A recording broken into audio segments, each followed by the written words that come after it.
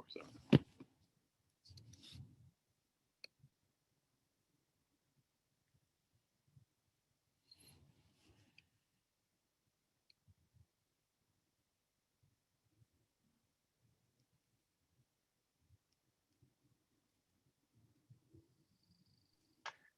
Hey, hi, Janine. I'm at some point going to want to share my screen. Would I talk to you to allow me access to do that? Or Can you email it to me? We don't usually allow screen sharing because of the whole security purposes. But if you email it to me, I can share my screen. or I could do that. Okay.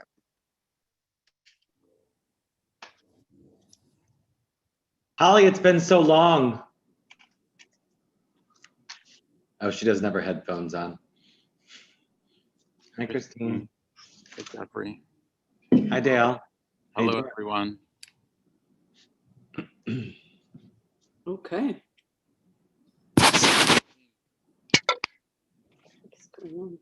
This is where I am right now, Lake Winnipesaukee, New Hampshire.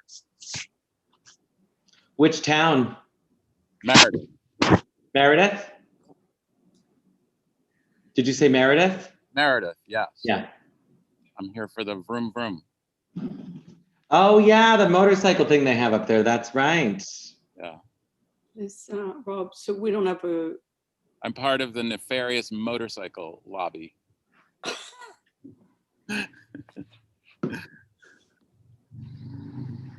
Hi, Jeffrey. Hi, Lisa. How are you? I'm great. How are you? I'm good. That's good. here's Darren. Do we have a quorum yet? We don't. No. Okay. Janine? Do we have a quorum? To everyone who's joining us tonight, we'll be starting in just a few minutes. We're just waiting to establish quorum.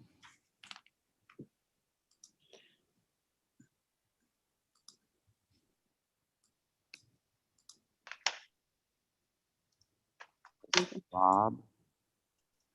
Do we have I know there are some board members in the attendees, Janine, but I like, are they on our committee?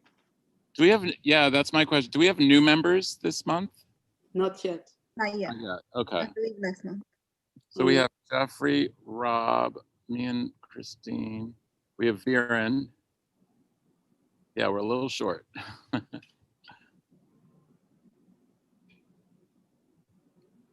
Well, if we don't establish quorum, we'll just move forward.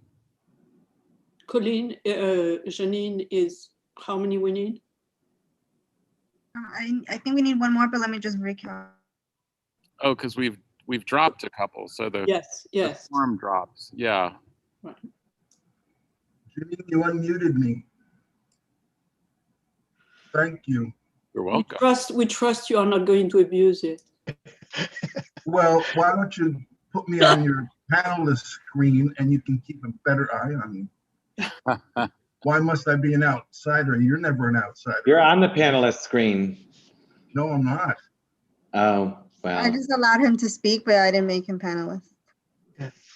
Janine, were you able to, did you receive that presentation? Let me check my emails. 1 second. Because I make a terrible puppet show. Here is, I'm just going to stand on the record encouraging puppet presentations going forward. Maybe not tonight. Yeah. okay. All right. I think with Pete, we should be okay now. Okay, great. So I'm going to get started. Hello, everyone. I'm Dale Corvino, co-chair of Transportation Planning Committee of CB4, along with Christine Berthet, my co-chair.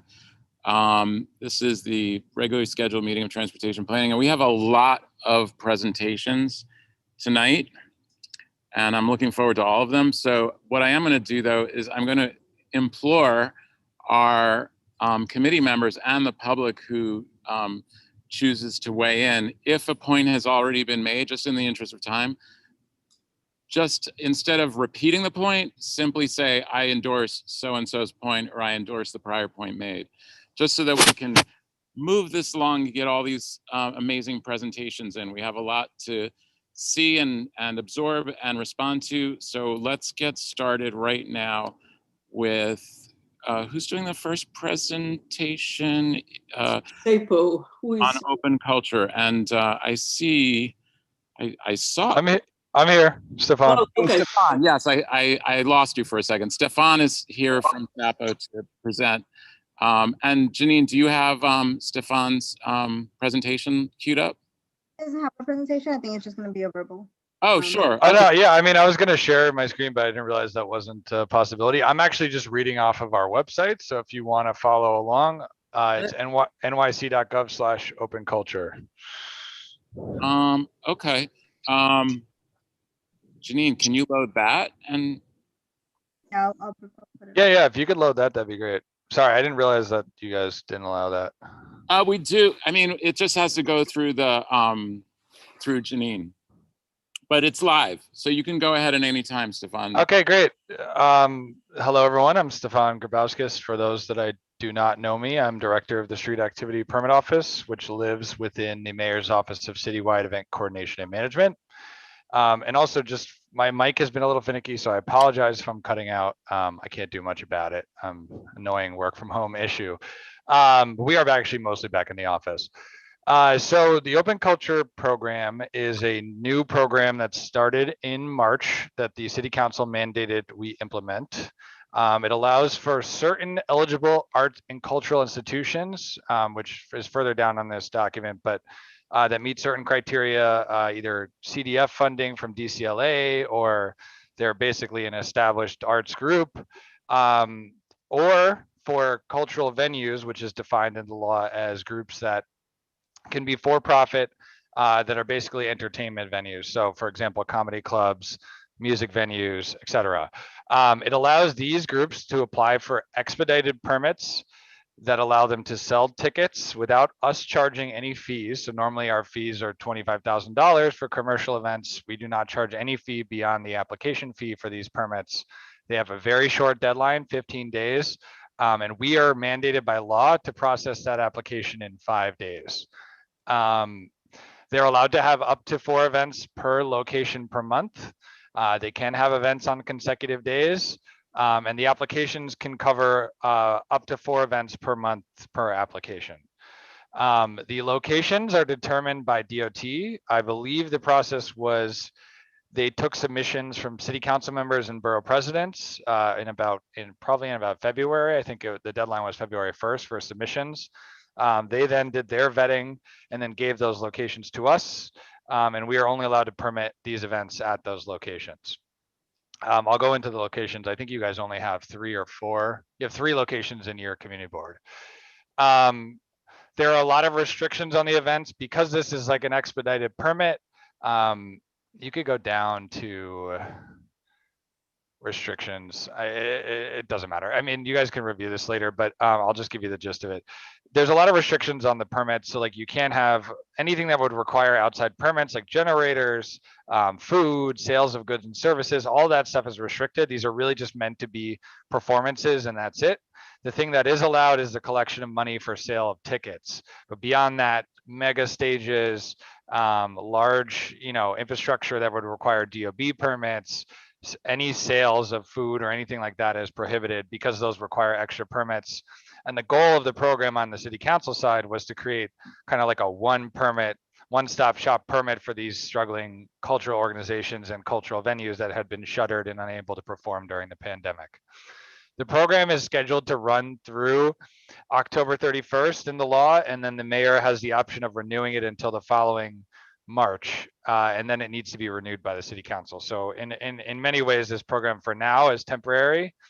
I think we've had about citywide, we've permitted about 500, don't quote me on this, but roughly 500 events on 200 or so applications. In your district, I think we've only have about 6 or 7 so far. Janine, if you scroll up and click open culture locations on the left side. I don't know if, yeah, on the left. Yep, exactly. So this is a list of citywide locations in Manhattan. The locations I have in your community board, if I did my math correctly, is West 27th between 10th and 11th, West 52nd between 10th and 11th, and West 39th between 9th and 10th Avenue.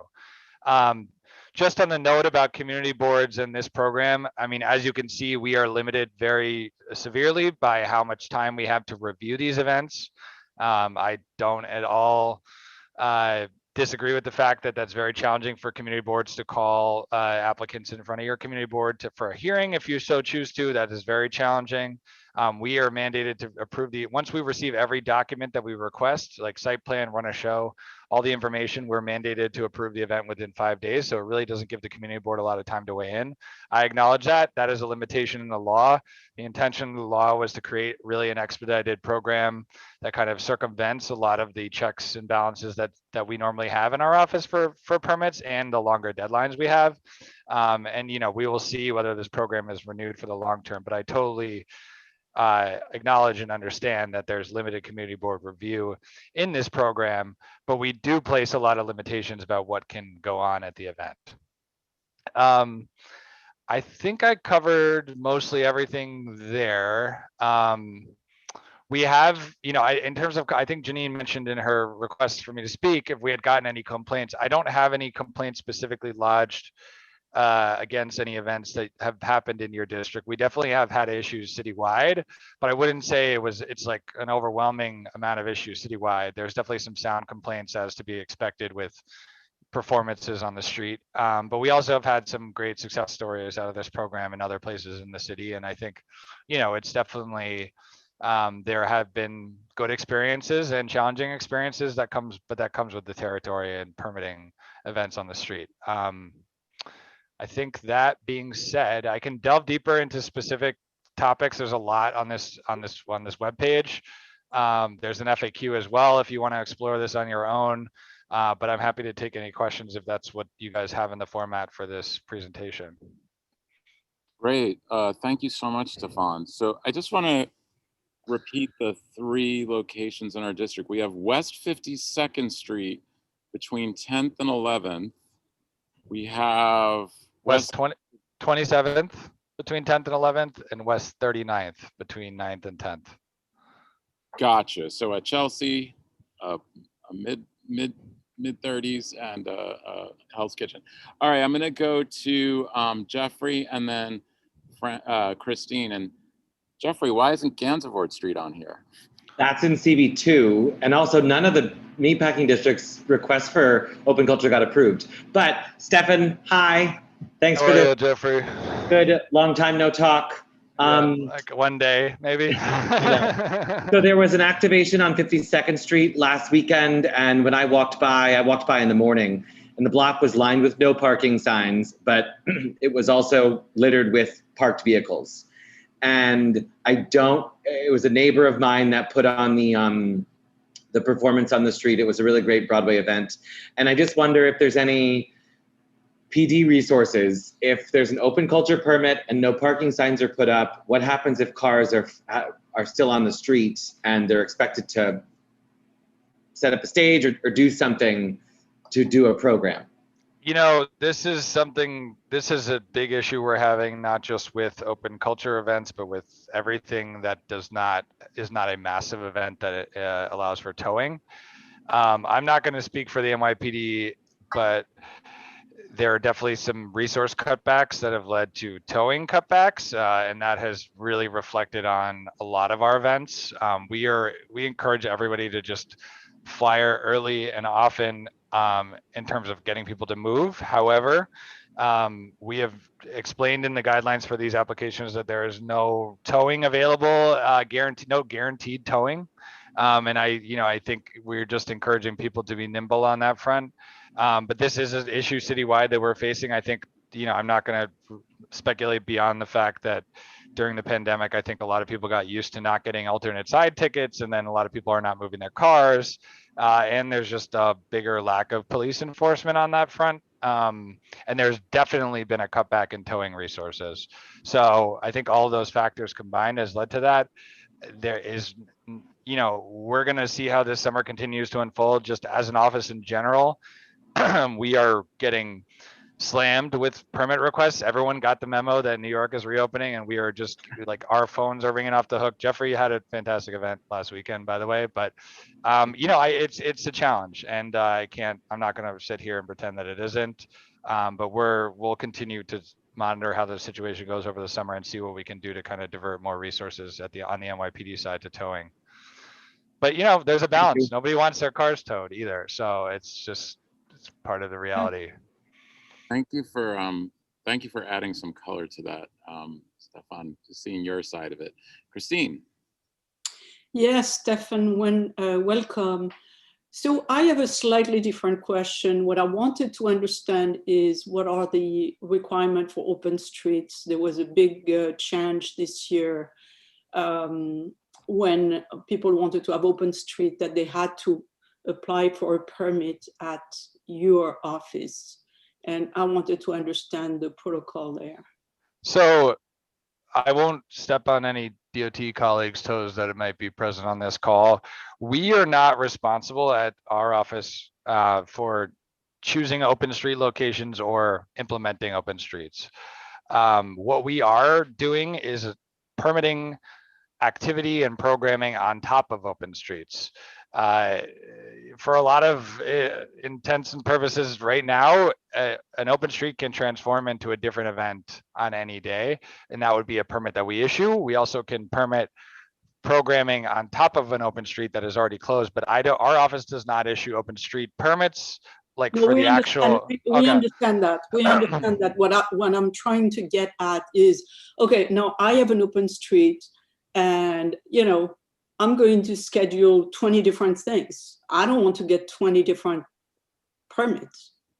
So right now, we're kind of in a transitionary summer. The open street program obviously was new last year. It was definitely put together very quickly.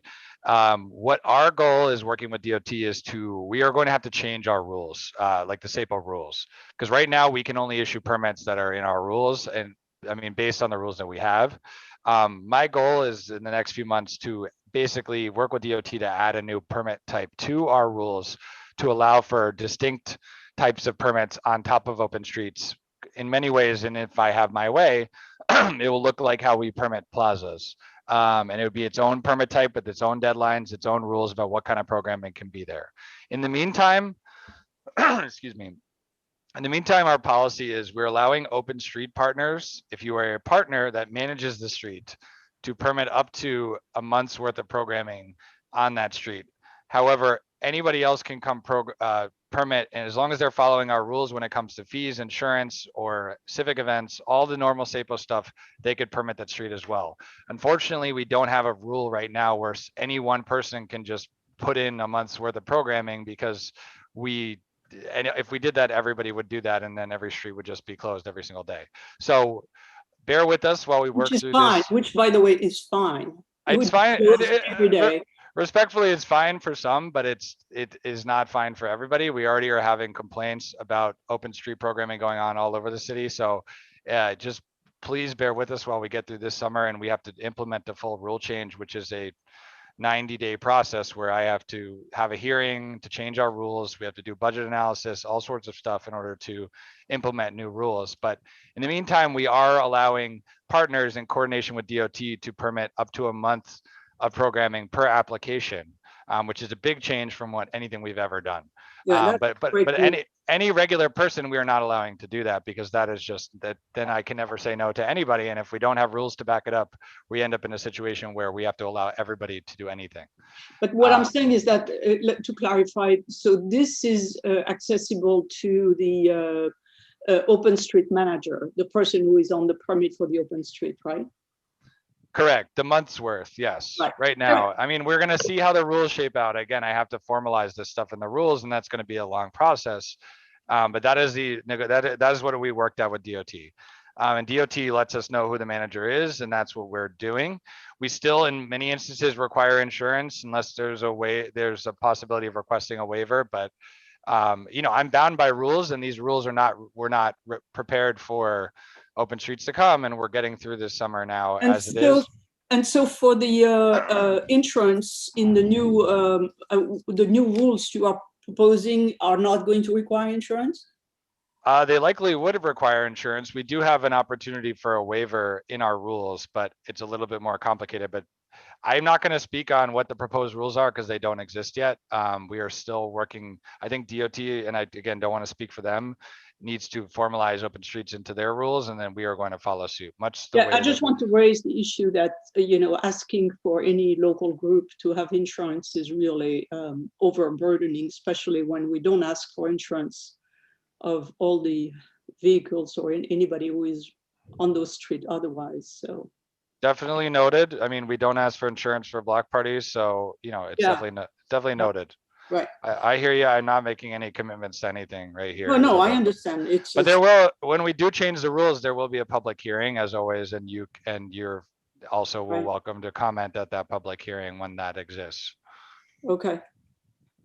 I And- hear you, and I know that I know partners at DOT hear that as well, and I think we're all on the same page Right, about what. and, okay. And the other question is a fair. So could a fair happen on an open street? Yes.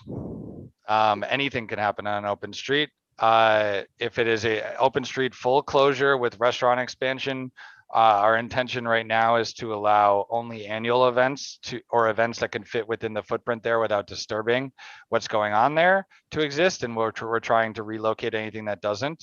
But if it's just an open street without restaurants expansion, if it's one of those limited access, we are working through trying to sort that all out. But again, this is a new street landscape. We've dealt with a lot over the past year, and our office has done a lot of different stuff. I mean, we are permitting thousands of vaccine buses over the past 3 months. So we're adapting, but the rules are not all there in place yet, and we're going to have to work towards getting those in order. That sounds very good. Christine, do you have any more questions? No, I'm done. I think there are people in the attendees who have Yeah, I questions. don't see any more questions on the committee, but I'm going to go to Michael and Lisa. Do you have a question about this topic? Yes, I do. Great. So I'll go to Michael and then to you. Okay. Mike Noble.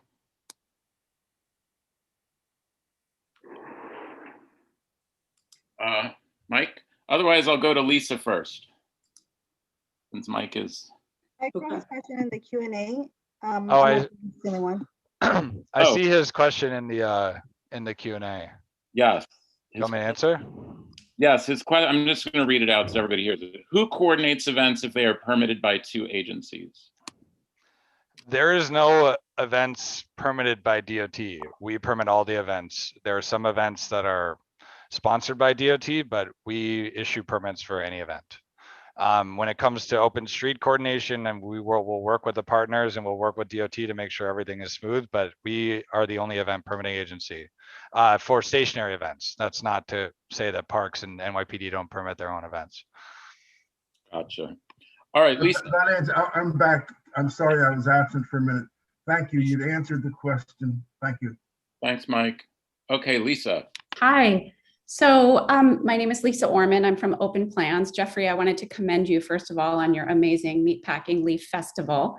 The street film was amazing. I'm up in CB7, and we scheduled and planned and coordinated an Earth Day event on April 24th on the open street on 103rd Street. Like Stephen said, we flyered early and often and put signs up, and we were out on that street leading up to the event, like almost every day, talking to drivers, and still it was littered with parked cars.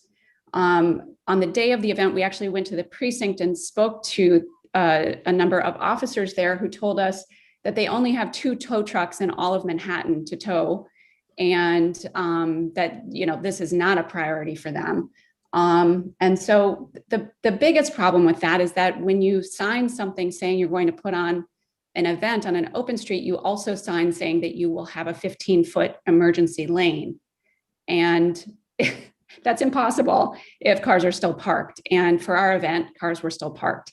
So I think that's just another thing that people, don't know. And I hope will be part of the rules that are changing. I hope that that's going to be addressed, because that's a huge problem.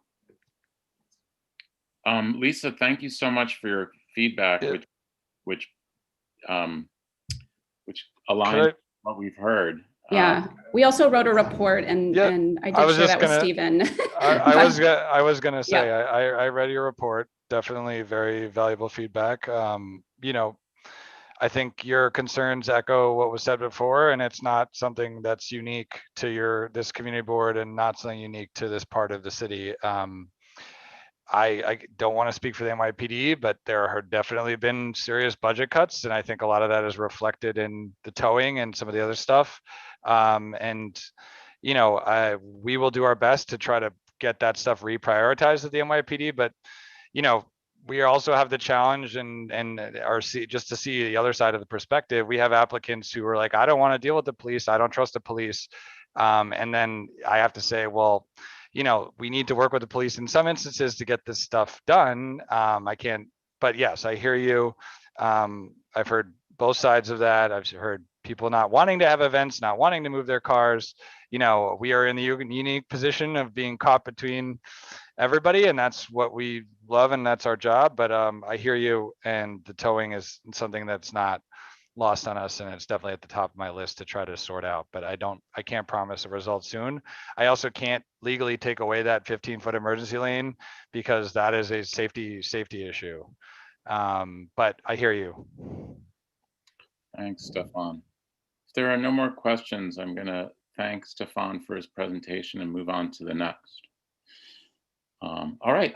Dale, do you want to make a letter to cover our comments or not? Oh, absolutely. It's premature. Yes.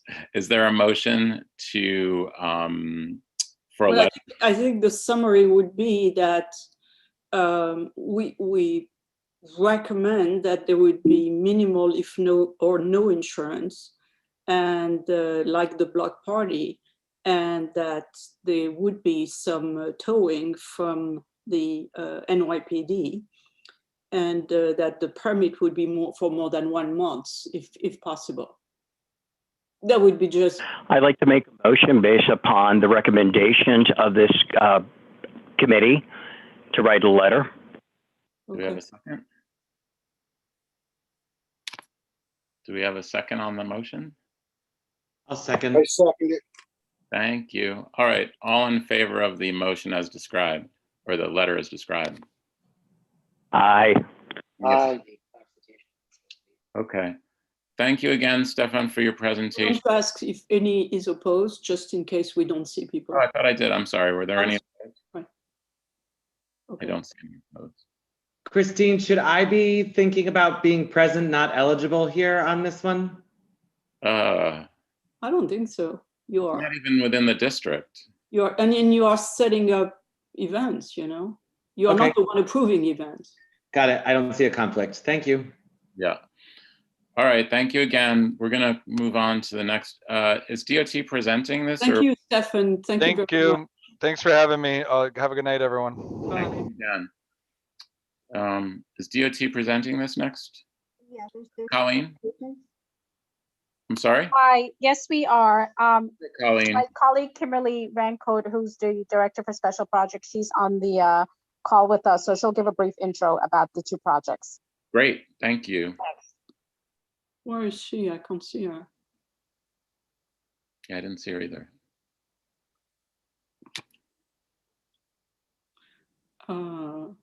What's her name? Janine, have you moved her? I'm not seeing her. See, I see her. I I see her in the attendees. Yep. Okay, she should be joining soon. Great. Kimberly Rancourt.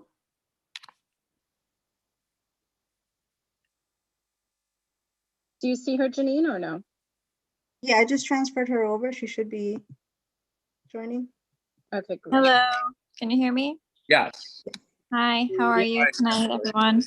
I'm actually not sure which presentation is up first, but we do have two. One will be from our transportation engineering and planning team with some sort of smaller scale safety improvements around 11th Avenue and 40th Street. And then we also have a bike cargo bike corral rather on 25th Street, but I can't see the agenda. I'm not sure which one's up. Sure. Would you mind starting with the bike corral? No, I think that's fine. Okay. So I believe, I'm sorry, I can't see participants as well, but I think we have There we go. Eugenia on from Yes. our freight team who will be presenting. Yeah. I don't know if she's been elevated. I'm sorry, who is it again? Eugenia? Do you see Eugenia, Janine? I see Eugenia Tang. Okay, she's moving. Yep. Oh, they're moving her over now. Okay. Yeah, so this is just a presentation on our cargo bike program and update and a proposal for 25th Street. Okay. Hi, hello everyone. Can you hear me? Hello, Eugenia. Thank you for joining us. Hi, thank you for having me. Hi everyone. My name is Eugenia Tang. I'm with the Freight Mobility Unit at DOT. Thank you for having us here today to talk through how we can improve the safety and efficiency of deliveries in your neighborhood with the use of cargo bikes. Next slide. So I'll start off by introducing DOT's recently released Smart Truck Management Plan, a plan to improve the freight movement throughout the borough and the city, which one of the strategies in the plan looks to use cargo bicycles for short distance deliveries through the commercial cargo bicycle pilot program, and how we can improve the safety and efficiency of the cargo bike operators by installing cargo bike corrals. Next. Next. The Smart Truck Management Plan is a comprehensive citywide freight plan with strategies and actions to support the goals of various plans, such as One NYC, the DOT strategic plan, as well as New York City's roadmap to 80 by 50. Freight demand is expected to grow with an additional 90 million freight tons by 2045 to meet the demands of residents and workers, and also supply restaurants, hospitals, schools, and other businesses, all while the city's street network can't expand at the same rate. And as we're also seeing the growth of e-commerce, and even more so during the past year because of the pandemic and people not being able to leave their homes to get essential items, we acknowledge that freight is a priority in our city, and we need to look for ways to use our streets more efficiently to accommodate the growing freight demand. And as one of the early action items of the plan, we're looking into the use of a safer, more efficient, and low emission freight delivery method for short distance delivery trips, such as the use of cargo bicycles. Next, please. Yeah, you could go next. So we launched the commercial cargo bicycle pilot program back in December of 2019, where we held a mayoral press event announcing the launch. We initially announced that this would be a 6-month pilot. It's now been extended and will transition to become a permanent program to allow more companies to partner with DOT in making the switch from using the typical trucks and vans for deliveries to using these low emissions cargo bicycles for a safer, more sustainable, and efficient way of delivering goods, especially in dense neighborhoods. We initially launched a program with Amazon, DHL, and UPS with about 100 bikes, and have since grown to now also have FedEx, Reef Technology, and NPD Logistics on board as well. So now we're looking at about 350 to 400 bikes that are currently operating in the pilot program with the potential to grow. This pilot program is managed by the Freight Mobility Unit in DOT, but we also work very closely with NYPD, DOT's Parking Division, Commercial Bicycles Unit, and our Safety Education team to help run the pilot smoothly. Next.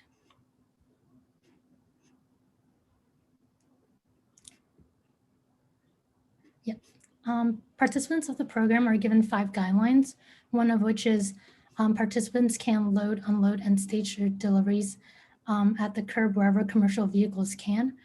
But oftentimes you'll find that these spaces are all parked up. And so we're looking to create a dedicated space to improve the safety and efficiency of these cargo bikes. Next.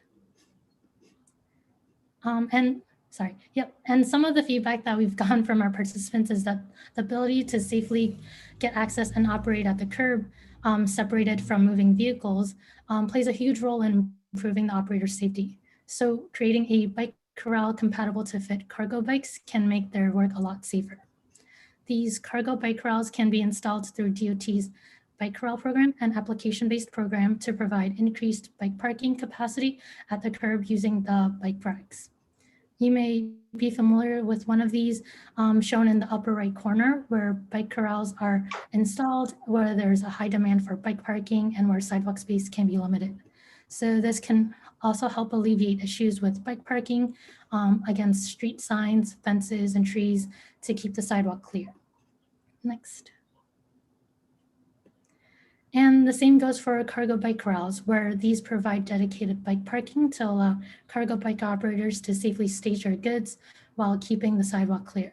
So taking a closer look at this drawing here to show what the cargo bike corral would potentially look like, there will be space for cargo bikes and the traditional bicycles as well. The space will be marked out with bike racks on both sides, flexible bollards against between the moving vehicles, and markings along the curbside lane.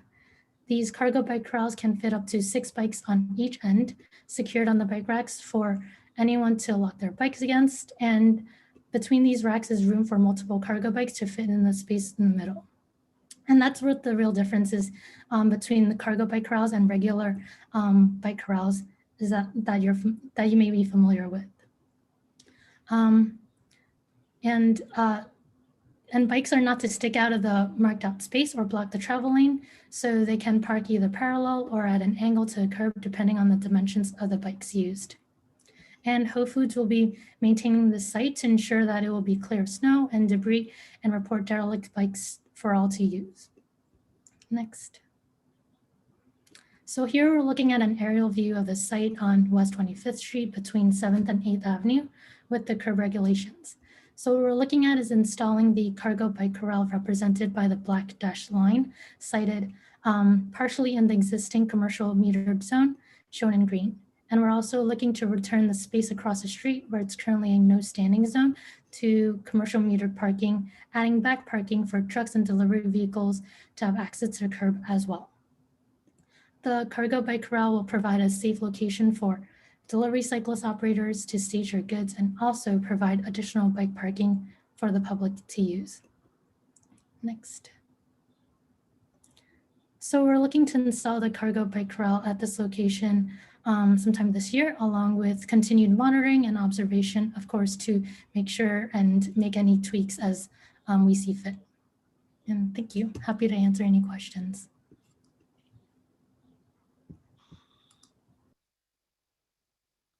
Sorry, thanks, Eugenia. I was muted for a second. I think we'll discuss this presentation, then move on to the next. And I see Christine has questions. Yeah, could you put back up the presentation? I have some question on specific slides. Yeah, could you go back?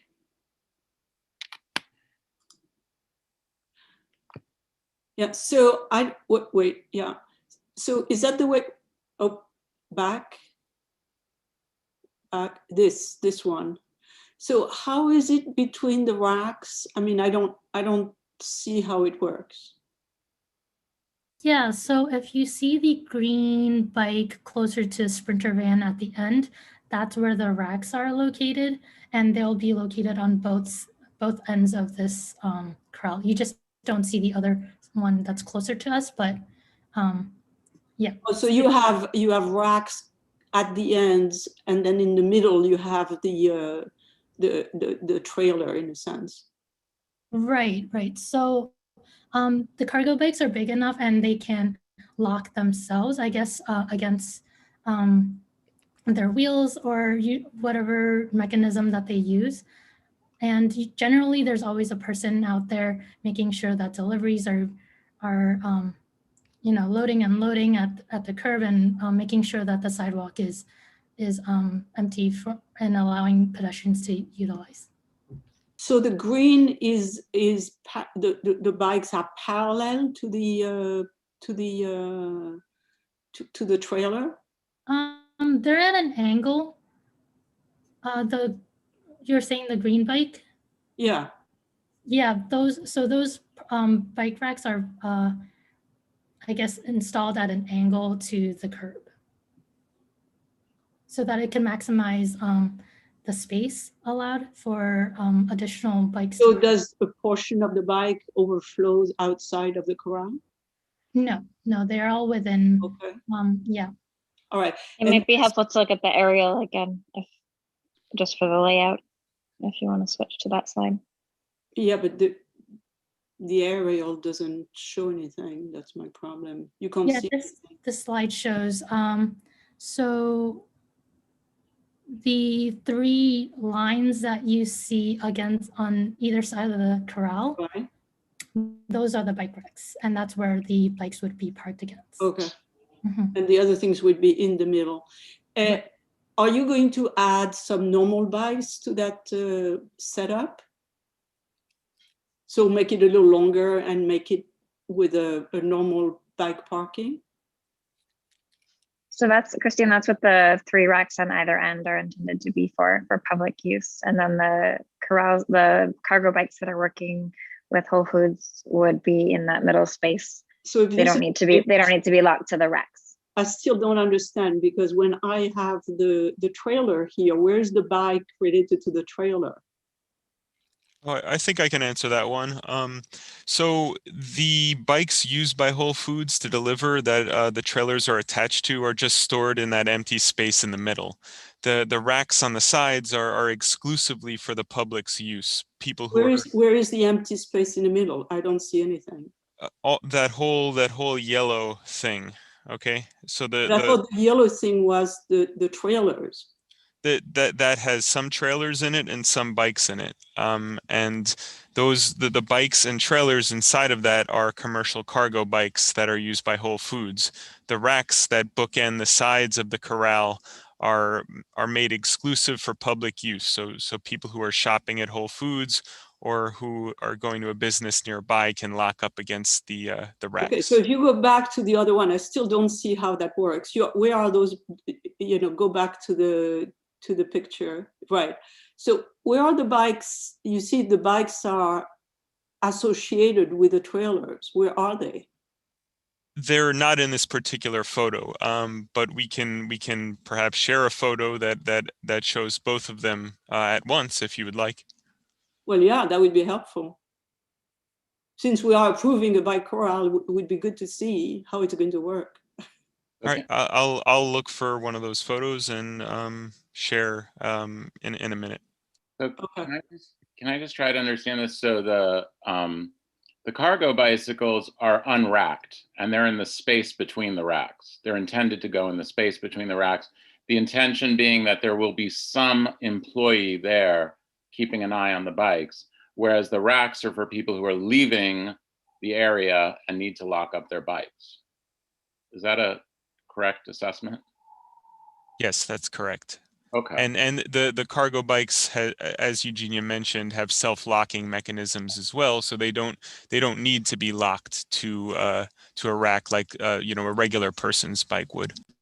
So I think I'm guessing that one of the intentions of this is not to make this like a fully privatized, Whole Foods only corral. It's a shared use corral. Correct. Okay. Though the benefit here is that Whole Foods will maintain it and it can be used by both members of the public and by Whole Foods. Sure, and I definitely want Whole Foods delivering groceries by cargo bike because it's an environmentally sound approach. All right, so I got that. So I have 2 more. One is Whole Food or the adjacent business going to have to insure that location?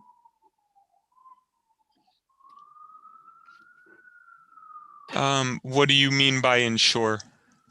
Well, in your agreement with them, are you going to request them to have an insurance to cover that? To cover what?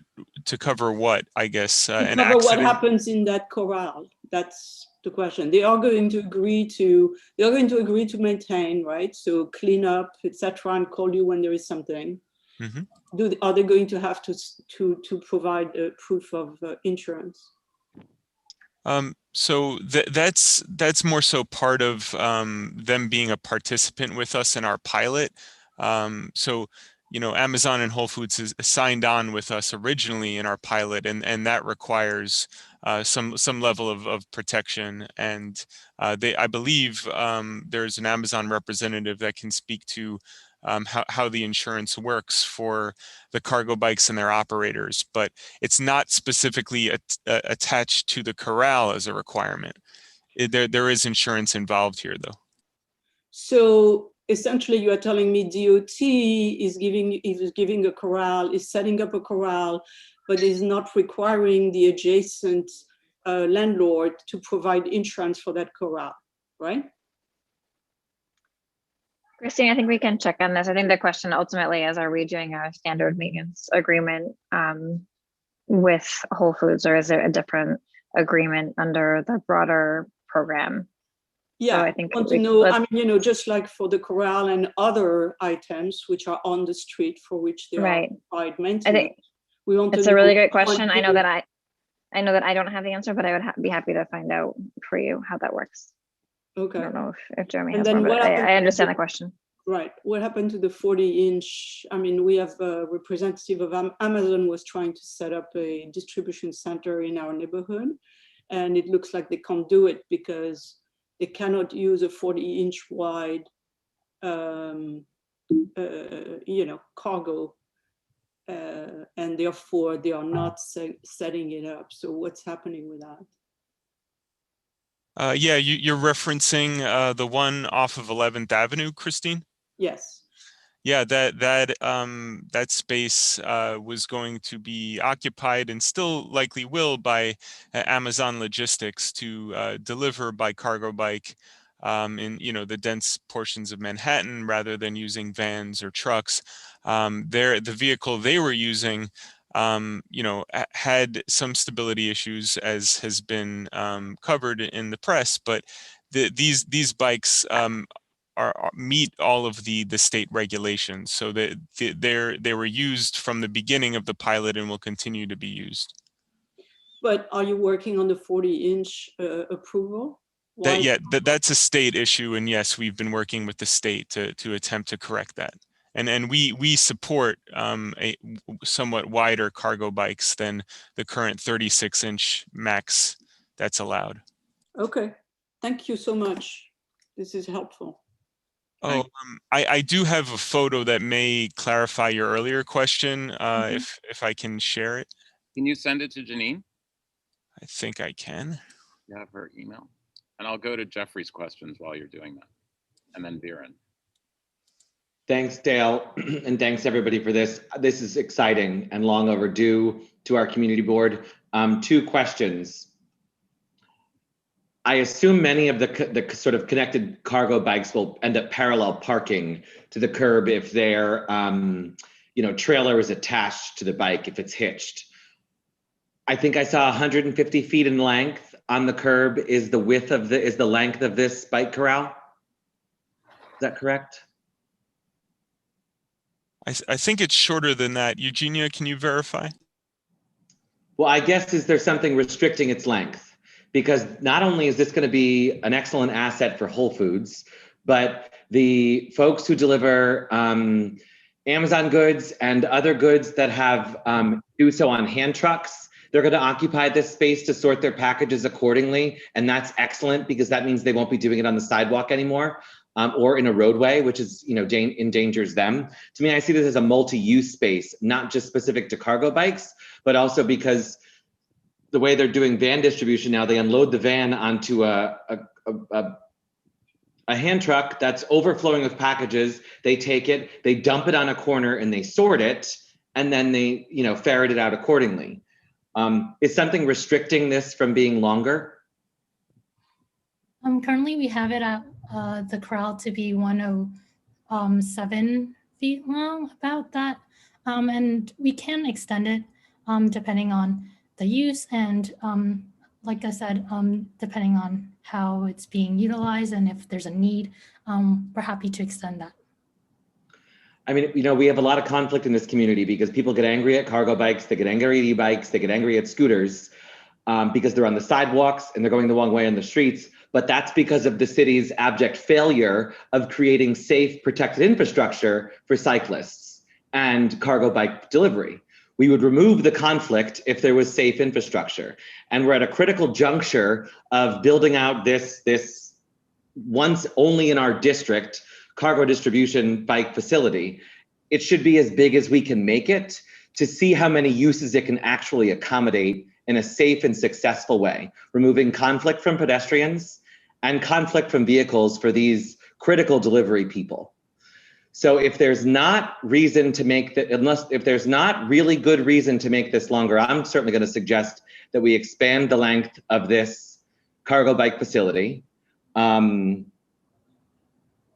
encourage great and broad use of it, and hope that DOT proceeds with installing this in CB1 as well, as that community board had rejected your proposal. So Thanks, Jeffrey. That's why they came here. I know, they should have started with us. We set precedents in board 4, good ones. We have actually installed in CB1 that cargo bike. All right, good. I'm glad to hear it, Kimberly. You know, we have two in existence right now, so you're the third, but we could pretend that you're the first.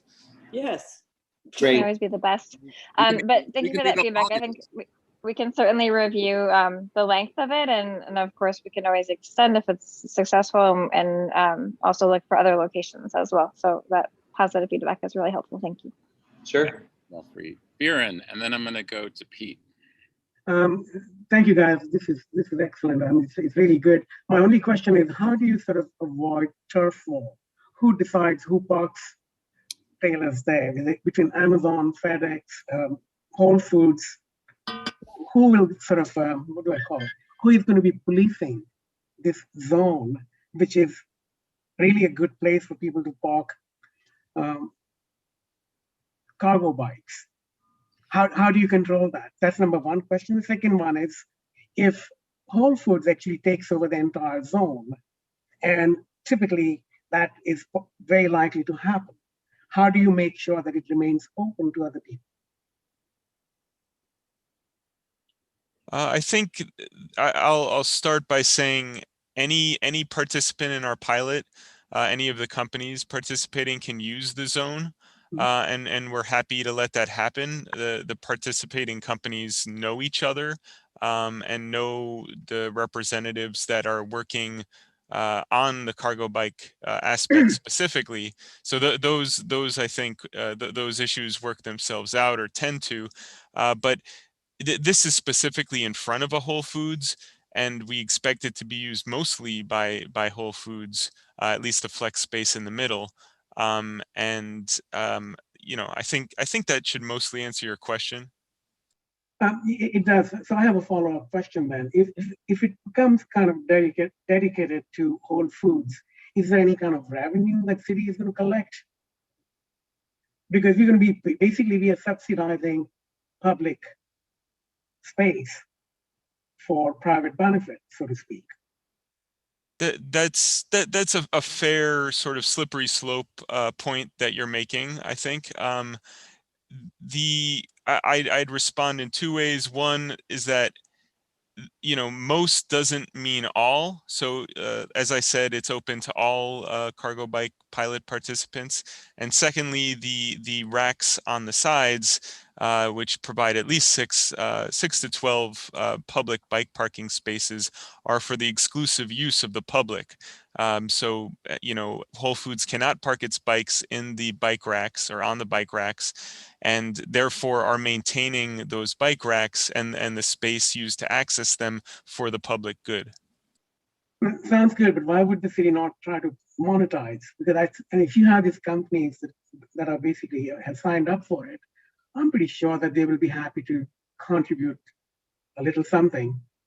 So I think that you know, we do provide unpaid truck loading at certain locations throughout the city, which does benefit businesses in a sort of similar fashion. But I think at this point, as part of the pilot program, we're still trying to incentivize.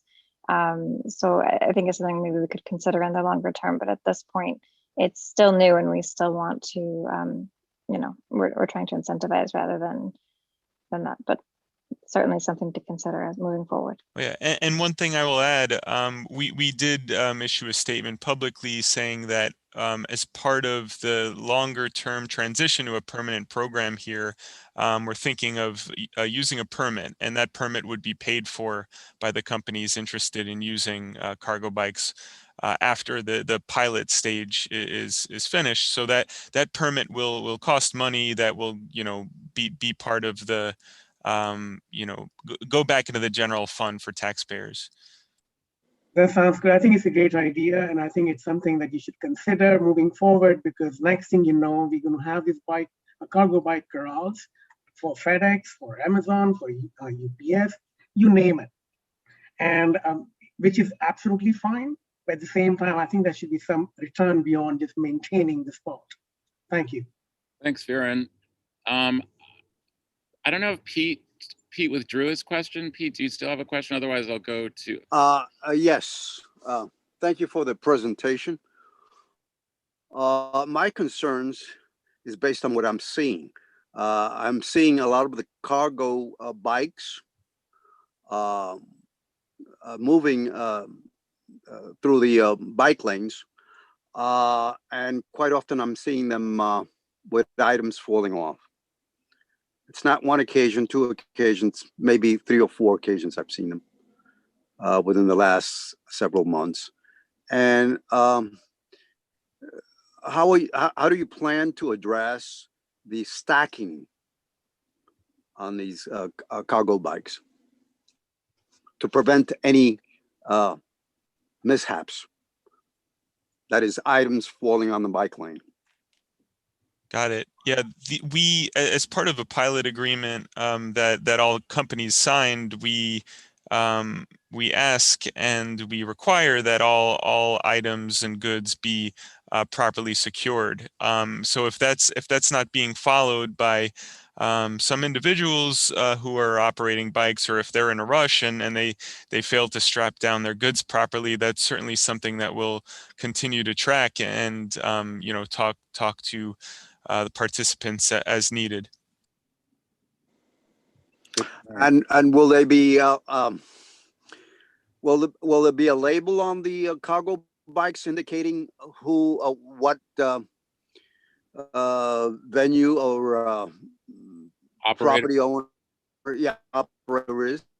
Yes, they're all required to have identification on the side or the back. This is in the form of either a decal sticker or a plate. Some use a plate that they attach. So you can identify the individual cargo bike and the company that is operating it, and report issues based on those specifics. If I could jump in, to Pete's questions, it sounds like there's a operator agreement.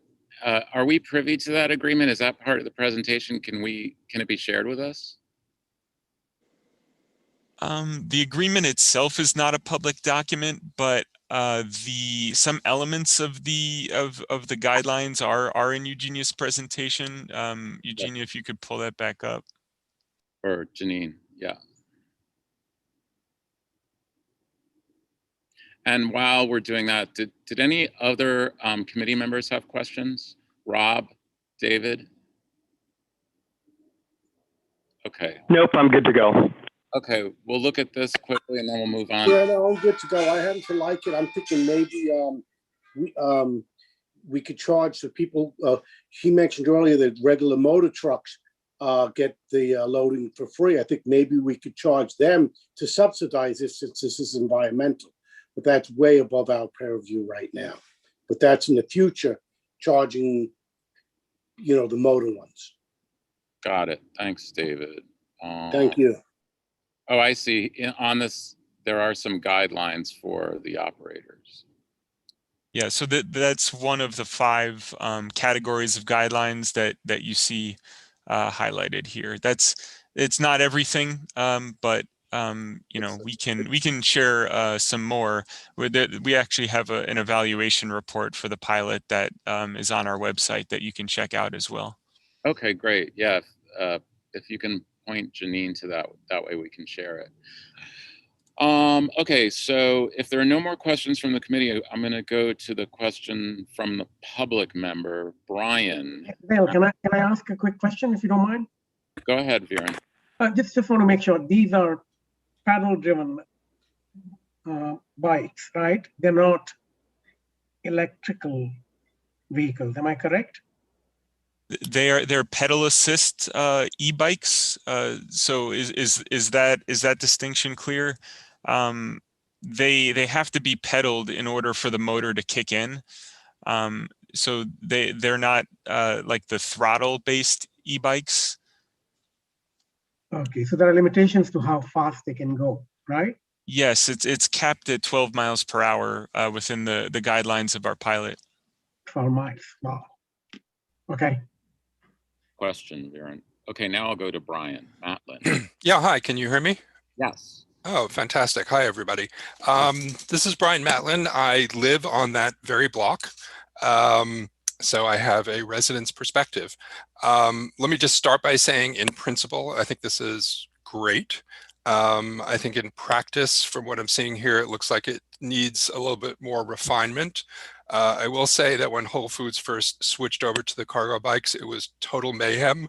A lot of that activity was happening on the sidewalks, which made it completely impassable, on top of the fact that Whole Foods essentially uses the public sidewalk as their loading dock already as it is.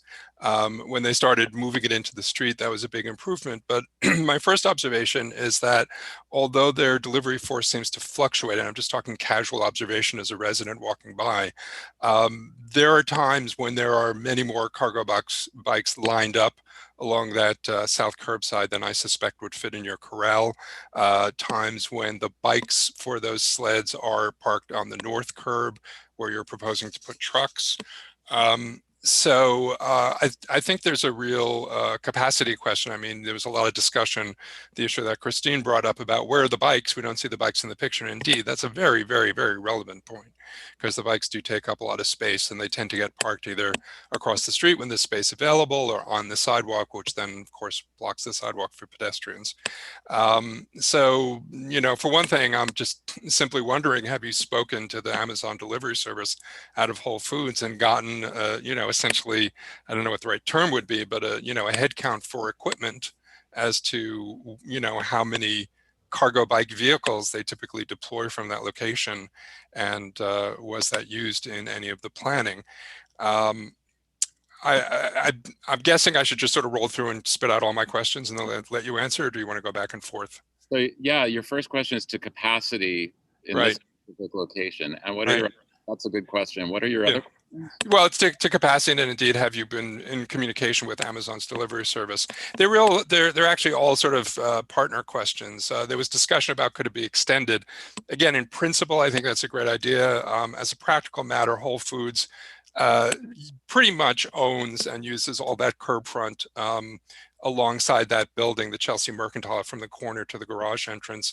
They share it somewhat with service vehicles for the residents of the condos upstairs, dry cleaners, plumbers, et cetera, but mostly they own that curb front and to some extent across the street.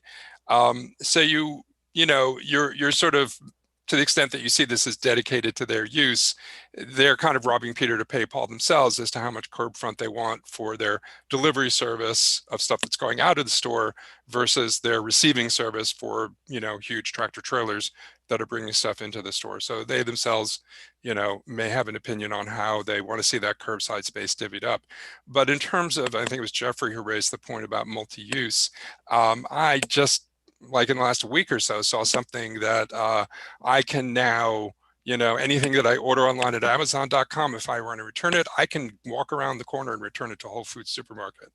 And so apparently Amazon is starting to increase integration of, you know, Amazon with a capital A operations and the Whole Foods subsidiary. And that just sort of speaks further to how this may become more of a multi-use thing. If a lot of people start returning their Amazon e-commerce goods to the Whole Foods supermarket, they need some mechanism to, you know, get those things out of the store and back to the warehouse. So, you know, I think it's very forward thinking to envision that it may become a multi-use space, but I think that again speaks to the capacity issue. Another partnership question has to do with the NYPD. You're talking about converting that no standing space on the north side to commercial parking. Among other things, that space is currently used for periodic enforcement of the no turn restriction on the corner. And so I'm wondering if you've been in communication with traffic enforcement at NYPD about their use of that space and whether or not they are happy to see all of that turned back over to, commercial parking. So there's, talking to Amazon, there's talking to NYPD. And then I guess the last one I will mention is the SCA, which is currently doing work on the High School of Fashion Industries and has a huge, street shed along with an out into the street construction shed where they store materials, and they have ladders going up to the scaffolding.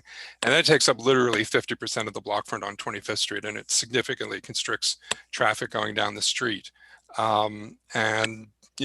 Sadly, we can't all wait for them, even though some of us are forced to, but, and as tends to be the case with SCA, those projects do go on and on, but that is a factor. It's a huge presence on the block physically, and it's a huge impact on the block in terms of traffic flow of all kinds of vehicles. And so I'm just wondering if you've been in any communication with the SCA about the status and timeline on that project. Well, thank you. Thank you very much for those observations on capacity and conflicts. Do we have any timeline on that construction shed? I don't. Kimberly maybe, or if the board can provide that'd be great too. Otherwise, we'll certainly want to find out.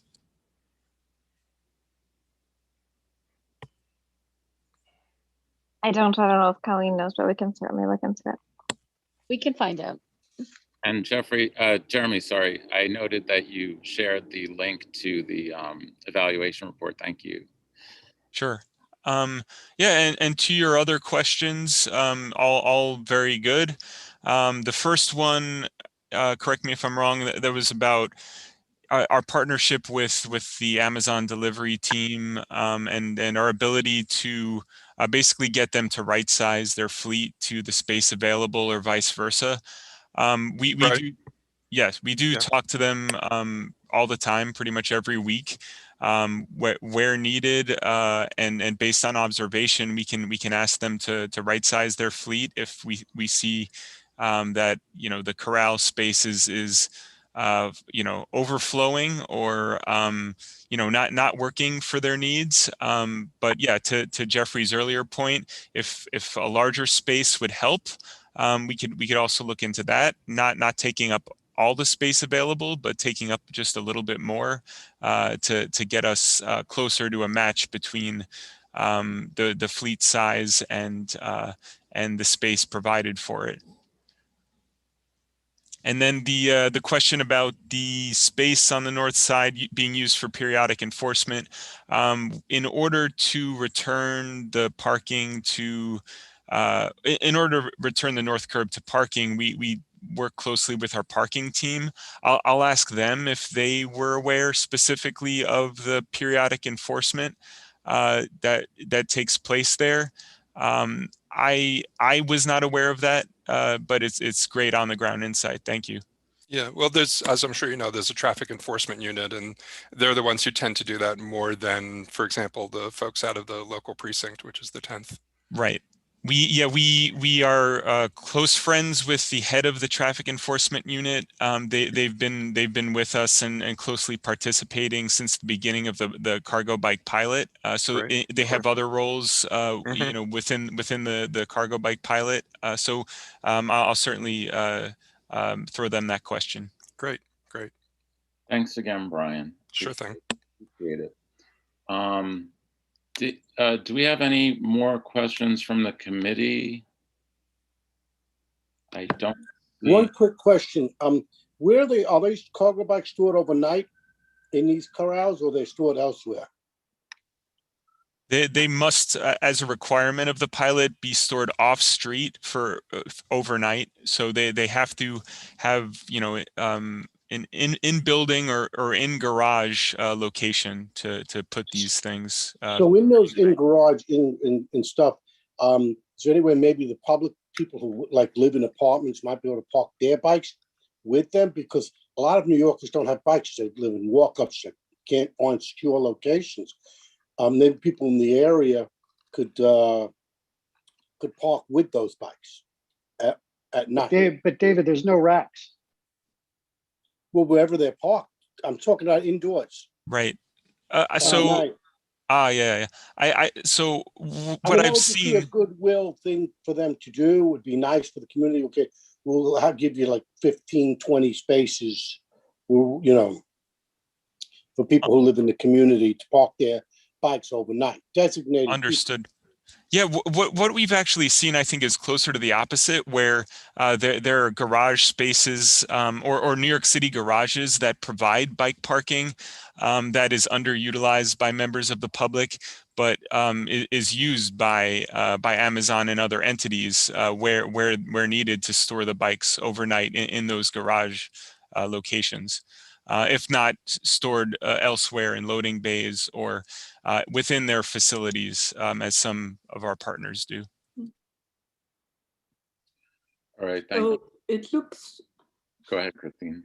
so this is what I'm hearing. I'm hearing that we probably would want a bigger space. And I think that we want to ask the question about the insurance and encourage the concept of permits once the practice has been, and then the stacking, I don't know what to do about the stacking. And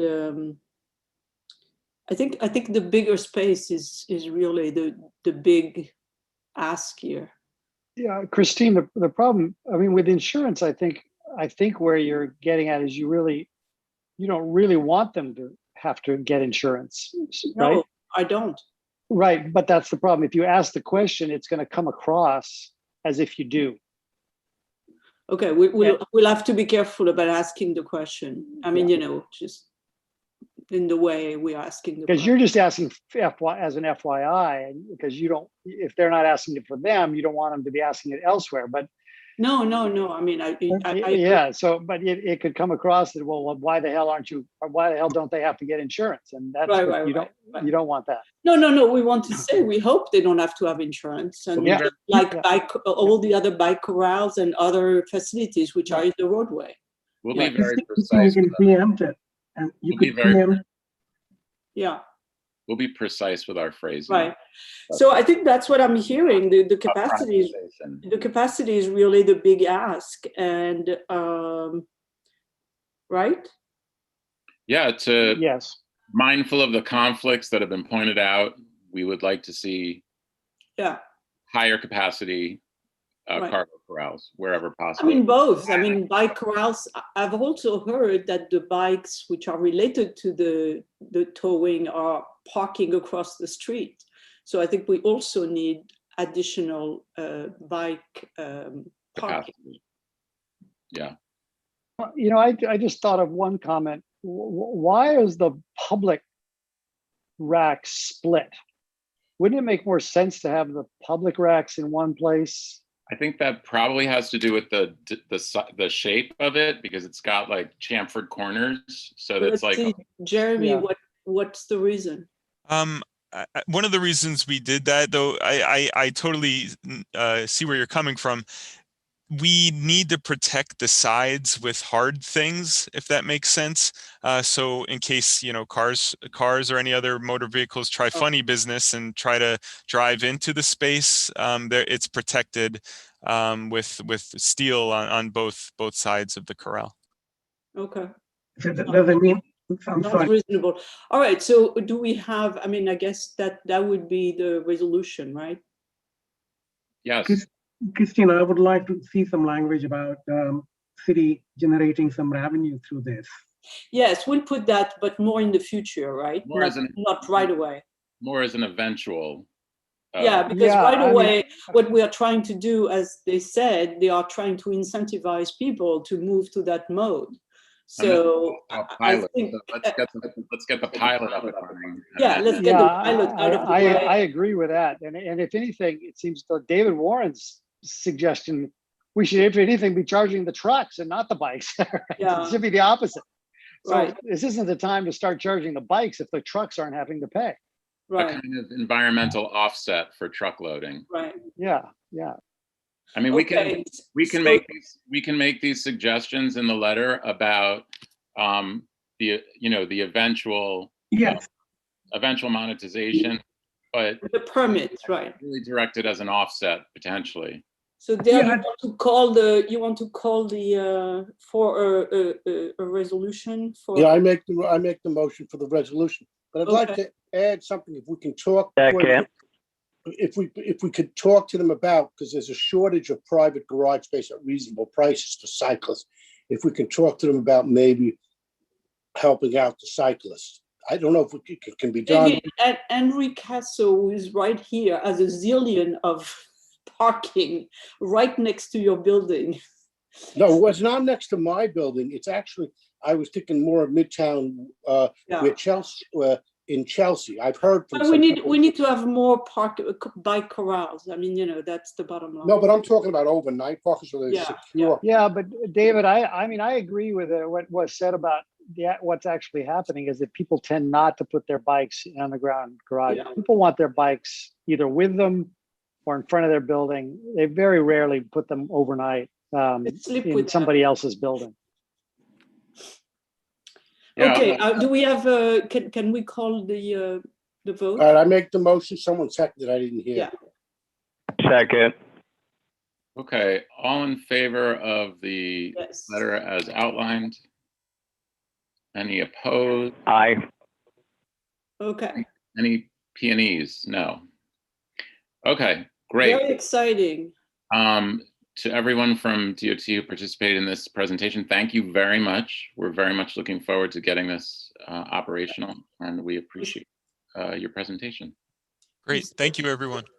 We still have a part 2, right? Oh yeah, we have to go. I'm sorry, you're still on. Yeah. I don't know who's running the safety improvements presentation. That's going to be Kimberly. So that's Greg Haas. He'll be giving a presentation. Yeah, it'll be Greg. So I'm thank you, sorry. Jeremy and Eugenia. I'm sorry, who's running this one? Gregory Haas. Okay. Do we have to bring somebody over, or is it done already? I don't know where he should be on. Okay.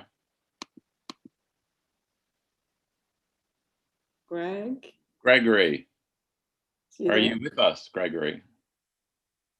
Not yet. I see Gregory in the panelist list. Okay, can you hear me? Yes. We can hear you. Hi, everybody. Hi. Greg. Hi, it's good to see everybody. Yes. It's been a while. Can I share my screen so that I can point? No, Janine's going to share the screen, but she has your presentation loaded. Okay, it'll be difficult if I can't point, but I'll do the best I can. Okay, can you go to the next slide? Okay, what we see here is running horizontally in the middle is 40th Street. And on the left side is 11th Avenue. On the right side is 10th Avenue. And running vertically in the middle on the top part is called Galvin Plaza, where cars going to the Lincoln Tunnel from 40th Street, out of our picture on the top, they turn left onto Galvin Plaza to get into the Lincoln Tunnel. From 41st. From 41st, what did I say? I'm sorry, yeah, from 41st. And on the left-hand side, if you look at 11th Avenue, coming from the north, there are 3 lanes of turning traffic. And coming from the south, there are 3 lanes of turning traffic. And on 40th Street, there's not enough room for all 6 lanes to turn in. And the problem is that there's too much priority for vehicles coming from the south, making the right-hand turn. They're shuttled into what I'll call the hairpin turn.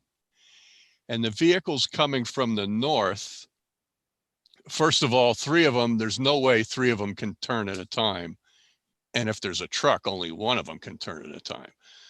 So they have 2 lanes and they have to go to the signal and eventually turn left.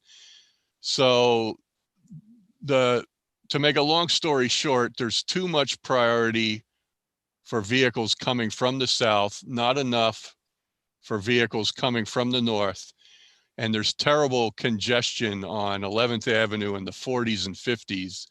And this is the reason. We get a lot of complaints about the congestion, and it spills back into crosswalks and pedestrians can't cross the street. So the problem is way down here at 40th Street. Next slide. Okay, so this is an aerial that was taken a little bit before COVID. So once again, you see 11th Avenue there, and in the middle of 40th Street, can you see the barriers that the NYPD puts up, and which makes the situation worse. And they're doing it because they don't want to see a lot of side swipes. It's for them, it's a safety thing. But again, if you're coming from the north and turning left, you can only turn 2 lanes at a time. You have no chance of using the hairpin.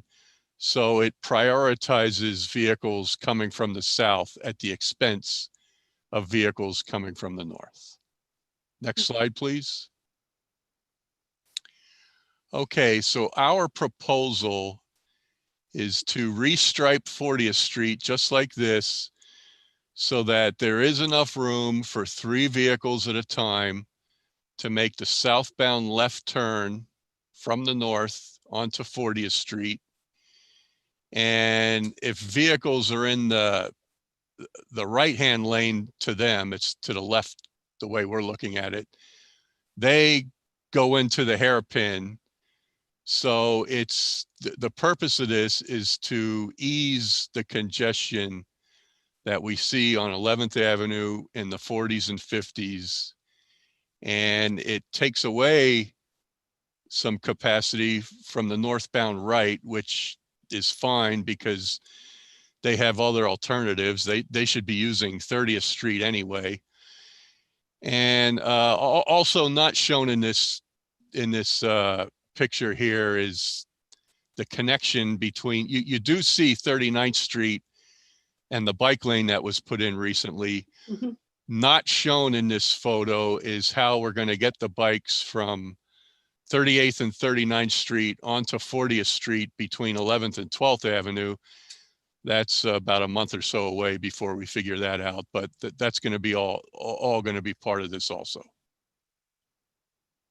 Okay, next slide. Okay, a little bit further south on 11th Avenue and 24th Street.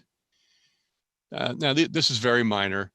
On the left-hand side is the way it is now. And if you look at the top part of 11th Avenue, that's above 24th Street there are 3 lanes, and the right-hand lane it's a temporary construction regulation now. So those 2 lanes, they would be the left lanes from the perspective of the driver. The way we're looking at it, they're on the right-hand side of southbound 11th Avenue, approaching 24th Street. So when the cars pass through 24th Street, it's kind of disorganized. They're not sure where they should be. So if you look at the right-hand side, where it says proposed, the left southbound lane, it's a little bit blurry here, but that says 23rd Street. So drivers know if they're going to eventually turn left onto 23rd Street, they should be in the left lane from their perspective. And then that middle lane there says Route 9A. Again, that's a little blurry.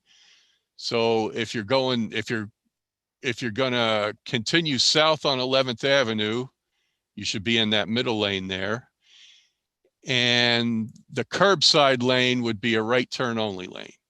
So this is just a little thing to clarify to drivers where they're supposed to be, because drivers today, they don't pay attention to the markings at all, because the markings don't make much sense. Okay, next. Okay, this is 9th Avenue and 40th Street.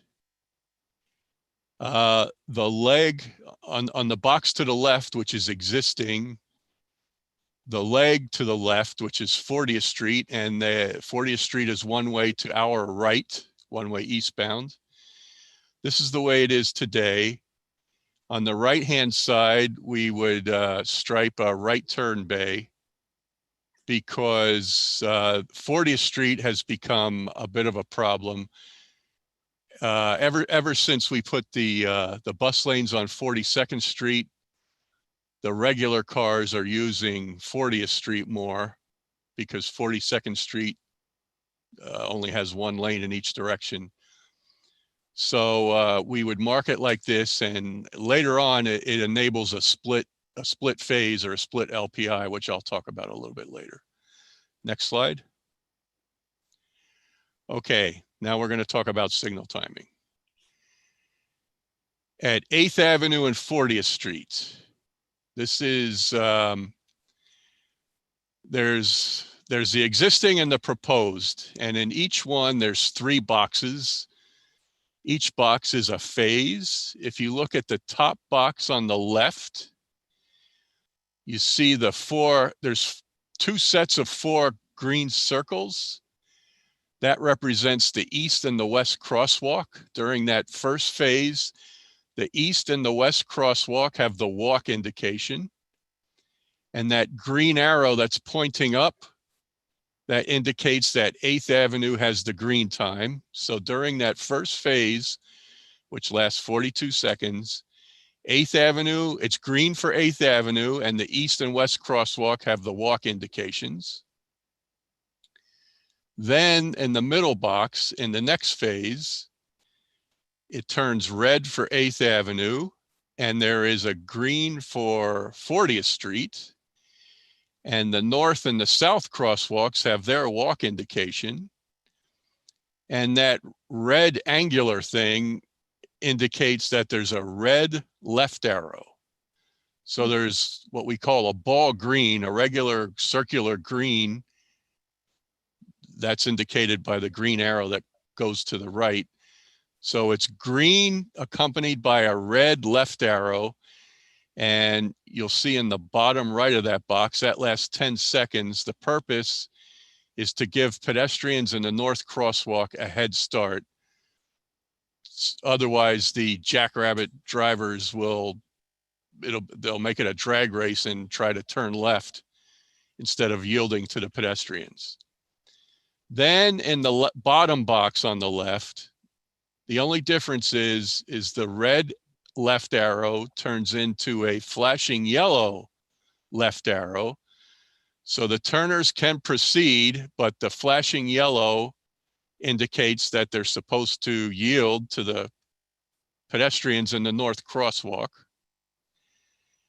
And so the north crosswalk keeps going. There is not a separation. The drivers turning left still conflict with the pedestrians in the north crosswalk, but the pedestrians do get a head start. Okay. Now, if you look at the diagram to the right, the main difference is that the middle box, where the eastbound vehicles turning left are still held with that red arrow, and the pedestrians in the north crosswalk and the south crosswalk, they are released. But if you look at the bottom right, we propose to give them 27 seconds, enough time to get all the way across.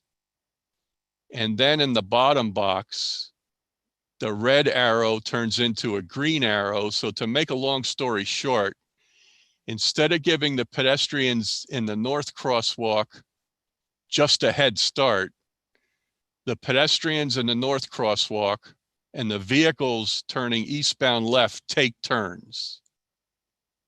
So they're completely separated. That way, because the way it is today on the left, during that flashing yellow, there's so many pedestrians in the north crosswalk that drivers get aggressive.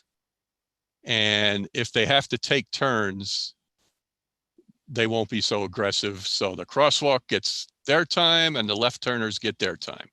We call that a split phase. So what's on the left is called a split LPI, where they only get a head start. What's on the right is called a split phase, where we completely separate the conflicting crosswalk with the turns. Okay. Now there is a downside to that. If you look at the north crosswalk on the right-hand side, when it's green in the middle phase there for 27 seconds.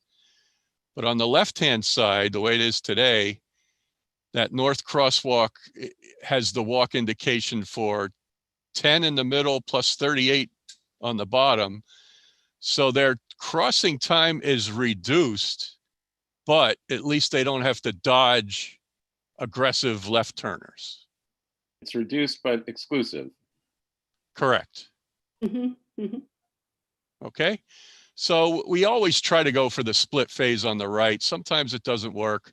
It is more civilized. Sometimes it's inefficient because sometimes what will happen is on the bottom or on the top, when the pedestrians are crossing and there's a red left arrow, sometimes the pedestrians have already crossed and there's cars waiting to turn, but they can't because of the red left arrow. And sometimes on the bottom, when the pedestrians are not supposed to cross on the north crosswalk, but all the left turners have been processed. So it's, I call it more civilized, but sometimes it's less efficient. But in this case, we're doing it because it's such a problem that the turners are becoming so aggressive that we're going to the split phase. Okay, and last slide. Okay, this is very similar. This is at 11th Avenue and 29th Street. On the left-hand side, once again, the top box, that green arrow that points down, and the two sets of green circles indicate green for southbound 11th Avenue, and the east and west crosswalks have their walk indication. Then in the middle box, all traffic is stopped. There's no traffic that goes. It's only for 7 seconds. And the north and south crosswalks get a head start. Excuse me. And then in the bottom box, the north and south crosswalks continue and the green goes on for the westbound traffic. So once again, the pedestrians in that, it's really the south crosswalk that's a problem, because in the bottom box, vehicles moving to our left, moving westbound, if they're turning left, they conflict with the south crosswalk. So the south crosswalk gets a head start in the middle phase, but the conflict does exist at the bottom phase. And to make matters worse, there's a bike lane on 21st Street. So if the cyclists, and the bike lane is to the left of the westbound, it's on the bottom as we're looking at it. It's on the south curb.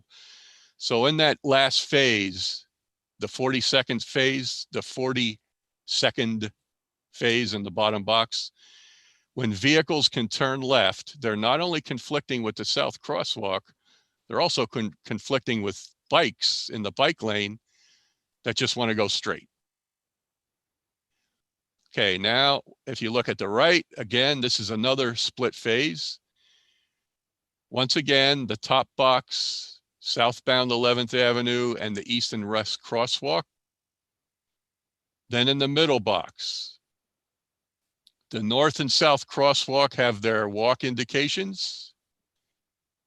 That top green arrow is for, it would be a green through arrow so that vehicles that just want to go through can go through because they're not really conflicting with anything. There will be a bike signal and it'll be green for the bikes. There will also be a red left arrow so that vehicles turning, they can't. Then in the bottom box, that south crosswalk turns to don't walk. The bike signal turns to red. The left arrow turns to a green arrow. And the through arrow continues as it does in the middle box. And that's it. 5 very small improvements. 5 very big improvements. Very big improvement. This is terrific. I have there's one thing I got to say. Those last 2 improvements, where there's signals it's definitely approved. It's definitely gonna happen, and I'm 80% confident that it'll happen this year, but I cannot guarantee it. Signals is way behind. So these last 2 signal improvements, they are going to happen. I hope they're going to happen this year. I'm pretty confident they're going to happen this year. I'm 80% sure they're going to happen this year, but I can't guarantee it. But they will happen for sure eventually. All right. Thank you so much, Gregory. Christine. Yeah, Greg, it's a pleasure to see you. Every time I see you are bringing us split phases. That's my favorite subject. Can you go back a little bit on 40th Street? Galvin. 40 and 8. Yeah. So, you know, before that, you have obviously 40 and 9. We talked about 40 and here. Oh, this is between Dyer and, yeah. So this is really great news. I would make a comment that as you are going to give less time to 40th Street at 8, and we have now. Well, can you go back to the 40th and 8th slide? Yeah. Okay, there won't be less through time, because if you look at the green through arrow, which is in the middle. But I know what you're saying, but because there is a lot of turning movement, I think they are going to be, you know, backed up in the main line, in the through lane. At 8th Avenue here? Yeah. Because the parking, the lane which is marked no parking, well, people park in it. So we may have to make that line much bigger, much longer. Yeah, it's no standing anytime, and yeah. it does go back far enough. But okay. And then before that, there's MTA parking, but we tested it, and it should barely work. Barely. Okay. All right, well, go back anyway to the other one. I have a slightly separate comment that I made to the Port Authority, which is that now that we have, I'd say 40th Street anyway is always backed up, right? And you have now 38th Street, which is always intense in the morning, and 36th Street, which is all intense in the morning, and it's all coming from Dyer Avenue, landing on 9th Avenue. And I think if we could remove a little bit of green time from there, I think that would help a lot on all those streets in the morning. Well, if you're talking about 36 in Dyer, yeah, sometimes. No, I mean, I'm talking about lane, people coming from 40, making a right turn on 9th Avenue, and then wanting to make a left turn on 38, or making a left turn on 36. Because the volume which is coming from 40th is so big. So what are you suggesting? I'm suggesting to reduce the green time at 40th coming onto 9th Avenue. So there is a little more queue on the tunnel and a little less. Are you talking about the turn from 40th, from Dyer to 40th or 40th to 9th? 40th to 9th. Okay, you mean just to hold back the vehicles on the far side between 9th and 8th? Yes. Okay, we've also considered holding it back on Dyer itself. Yeah. But yeah, we'll monitor it. And because I mean, you know, there's the last thing we want to do is a bad situation is when it's when the light is green and the cars have nowhere to go because the next block is filled up, and then we're encouraging them to block the box. Right, and Nobody we have wants that. We have So that yes, your point is well taken. Yes, we'll monitor on and all of those. So and this is hold just back. an idea. But We'll hold back if again, we have to prevent blocking the box. Right. Yeah. That's it. This is wonderful. I have just a Sorry, comment. go ahead, David.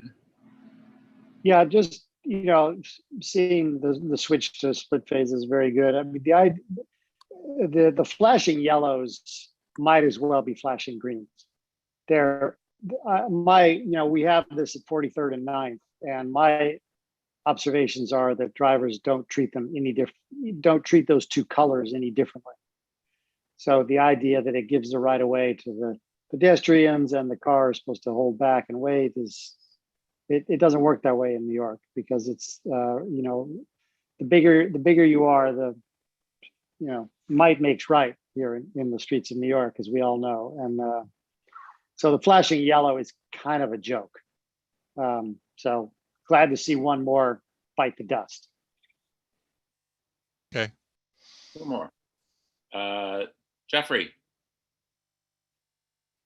Greg, I can't thank you enough for this presentation, and also just for 11th Avenue generally today. The bike lane, and it's amazing how we transformed that avenue with a lot of pushing from us and a lot of tough meetings with you, and I can't thank you enough for it. So two quick call outs. On the 24th and 11th intersection,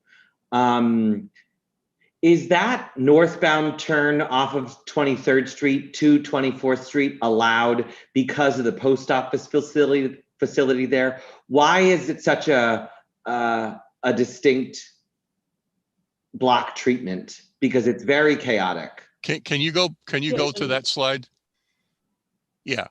Okay, so you're talking about the northbound left from 11th. So why do we allow 23rd Street traffic to go? Why can you make a northbound turn onto 11th Avenue off 23rd Street? Why are we, you know, two-way on 11th Avenue there at that spot? Because what if they want to go to the West Side Highway going north? They can do that by going down 11th Avenue. Well, all right, but if we made everybody turn left, and let me tell you something else that happens. We kind of fixed it a little, but southbound traffic on 11th Avenue that's out of the picture, where it kind of slants into the West Side Highway. It's a little bit below our picture here, but that backs up and it backs up to the south crosswalk of 23rd Street. And so we did make some adjustments. We gave a little bit more time to 11th Avenue, a little bit less time to the West Side Highway, and it did help a little. But if the way we have it now, where you can turn left or right from 23rd Street, if everybody turned left, then that block of 11th Avenue between 23rd Street and the West Side Highway, it would fill up too much. It would back up. It backs up a little bit today, not as much as it used to, but it still backs up a little bit today. And at times it almost reaches the south crosswalk. Just before COVID, it used to regularly block the traffic going south to the West Side Highway would regularly back up to the south crosswalk, and it would block the south crosswalk. So well, that's because drivers don't follow the rules. I know, but we would still be encouraging it. We would make that problem worse. Okay, I got it. Just two other points because, you know, part of the factor is, you know, south of 42nd Street, 11th Avenue, it's deadly for cyclists. The bike lane just stops. Literally, the paint in the middle of the intersection just stops, right? So long term, I'm hoping for a protected bike lane on 11th Avenue. And I know there's going to be complications around Javits, and I understand we've got some two-way factors because of Lincoln Tunnel. But there's not going to be a lot of space down here, especially when we start talking about the M12, which we should also be bringing down on a protected busway down 11th Avenue. To start thinking about how we're going to make space for that, I think is important, because 11th Avenue is only going to get busier and busier. Yes. Another thing to start thinking about is what to do with 11th Avenue between 24th and 34th. Years ago, and years ago, we talked about making that two-way. Right. And that hasn't, we haven't changed our mind on that, but we haven't spoken about it for years. A while. Yeah. But that's another thing to think about is, I hear what you're saying about 11th above 34th Street, but what about 11th below 34th Street between 34th and what we're looking at now? That the long-term plan for that, although we haven't discussed it for a long time, was to make that two-way. So I'm sorry to follow up on what Jeffrey is talking about.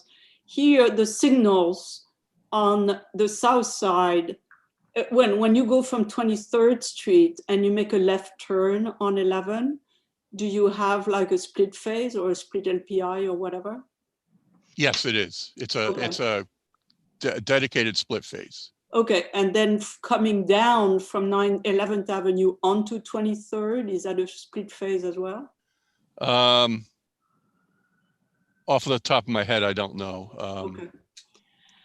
Because I think we had those discussions, people were really scared trying to go to the park and very scared of the traffic. I mean, and especially the backup of the traffic.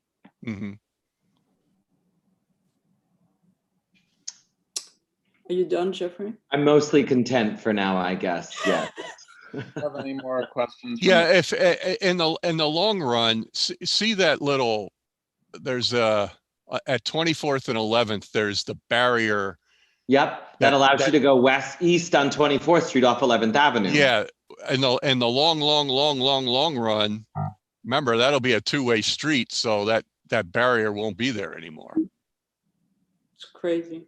It's very. At another meeting, I'll ask about why. Maybe we need to put 11th Avenue two-way on the agenda, because I'm not sure I remember it or yeah, I don't want to get lost in it. Well, I think it was driven by the developers. I mean, Related and etc. who had 11th Avenue, and they saw it as a two-way because indeed, if you want to go upstate up north, then you would have to go on the highway. I don't know why. Then we're going to have a school there also on Hudson Yards, right? So I don't know whether the idea of having a two-way streets there was kind of making it more residential. I think that was the idea at the time.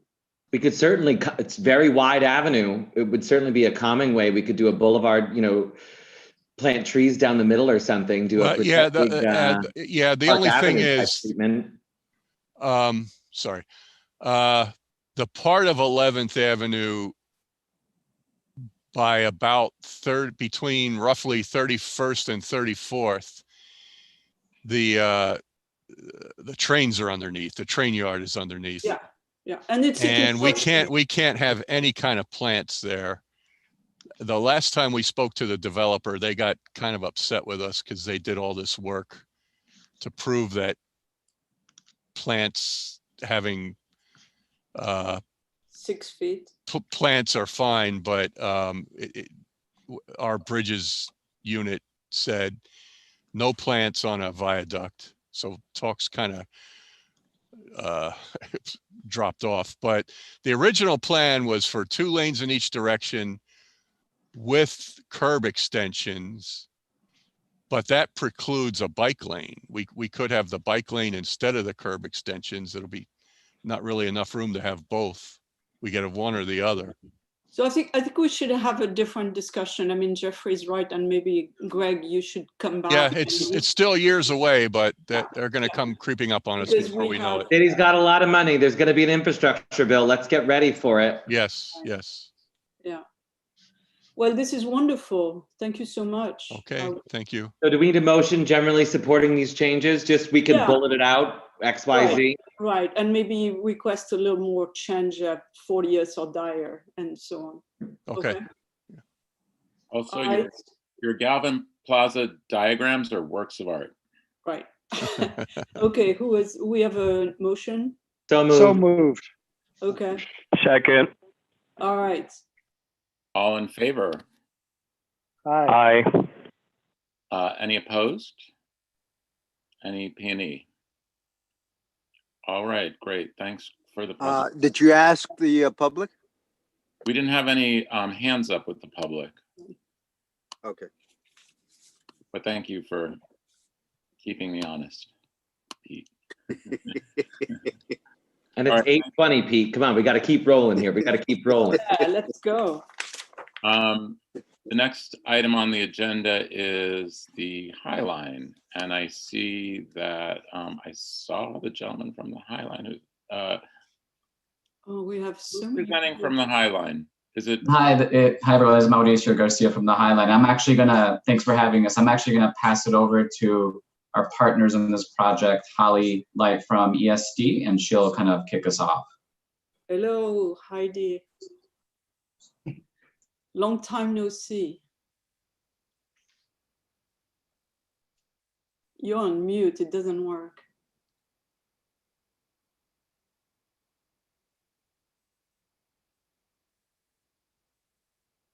We can't hear you.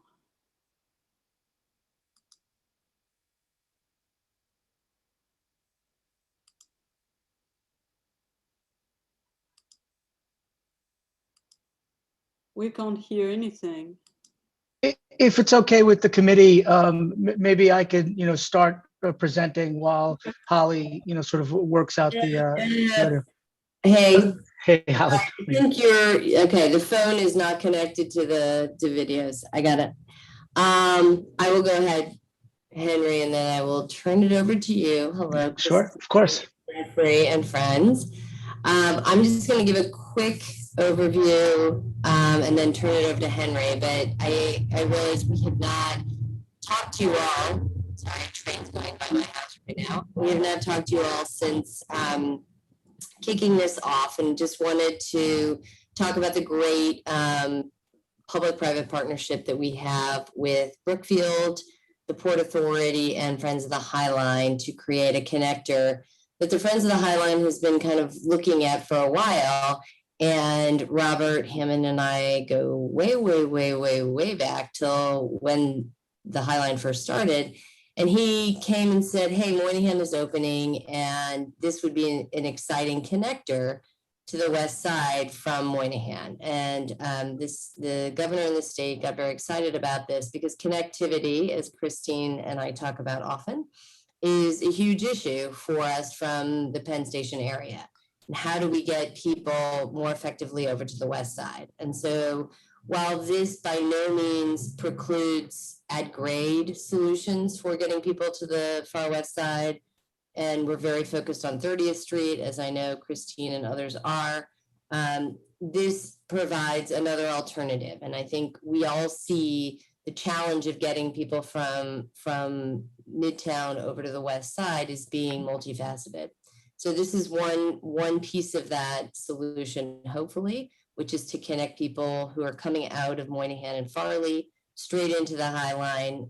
We think it's very commuter focused, and will also create a safer environment. As you all know, 30th Street, even with the changes, will still have some mail truck traffic, and obviously people going into the tunnel there. So the goal is to augment what's going to be done at 30th Street and create more connectivity choices and safety from the Penn Station Moynihan train hall.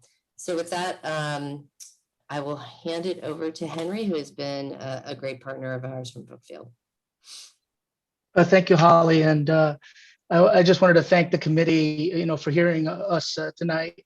My name is Henry Casso. I work for Brookfield. I've been overseeing construction here at Manhattan West for past 10 years or so.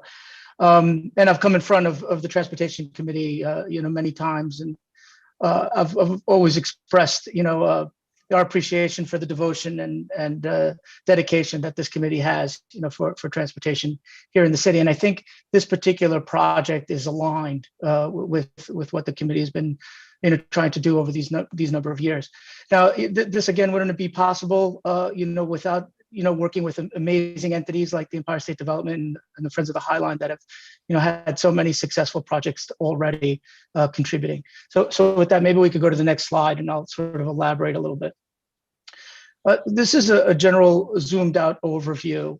And in this slide, we see the Empire Station complex. We see the Manhattan West, outlined in green are the open spaces that are being delivered in phases as the buildings are completed, so on and so forth. And sort of happy to announce that, this summer, all of that open space will be available to the public for the exception of the small green area on the corner of 9th Avenue and 31st Street in front of the Southeast Tower, which is still under construction. But we intend to open the rest of the open space this summer. And so the dashed red arrow is the connector that we're talking about, which would connect the Empire Station through the open space at Manhattan West to the High Line on the west. Next slide.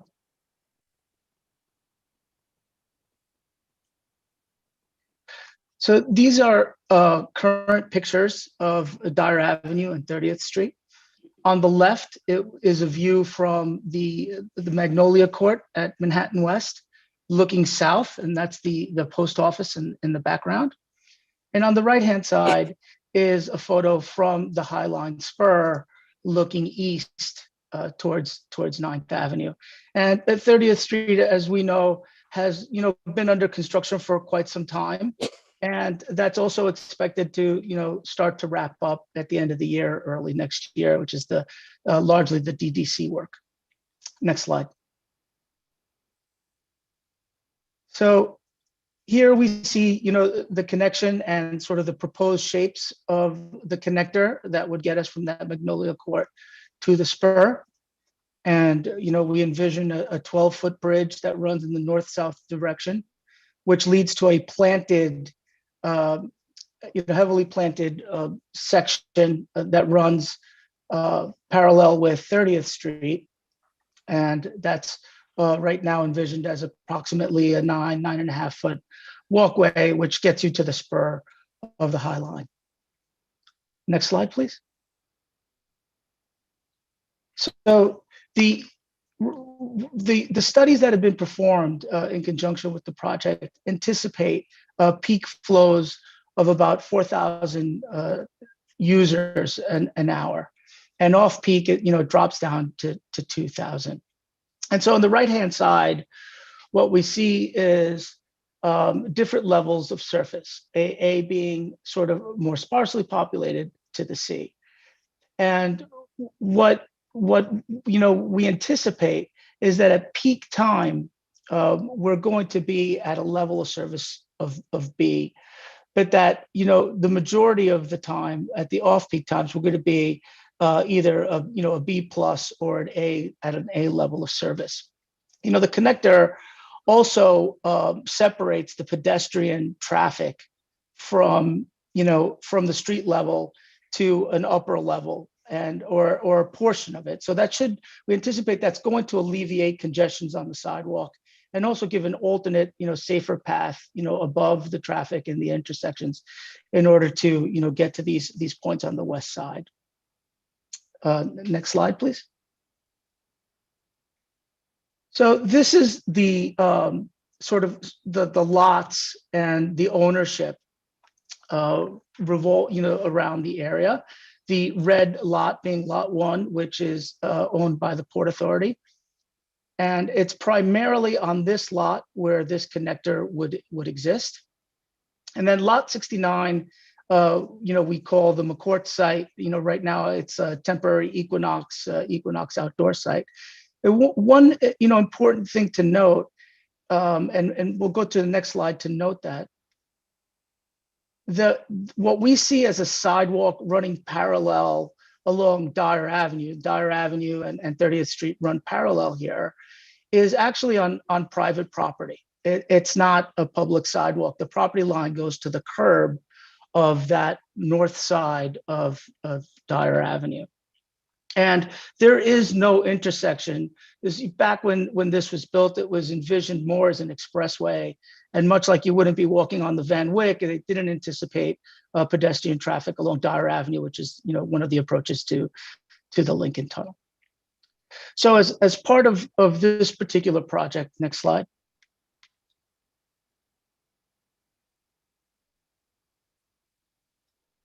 There was a few key things that were done, not only to provide this connector, but also to improve the pedestrian thoroughfare at grade.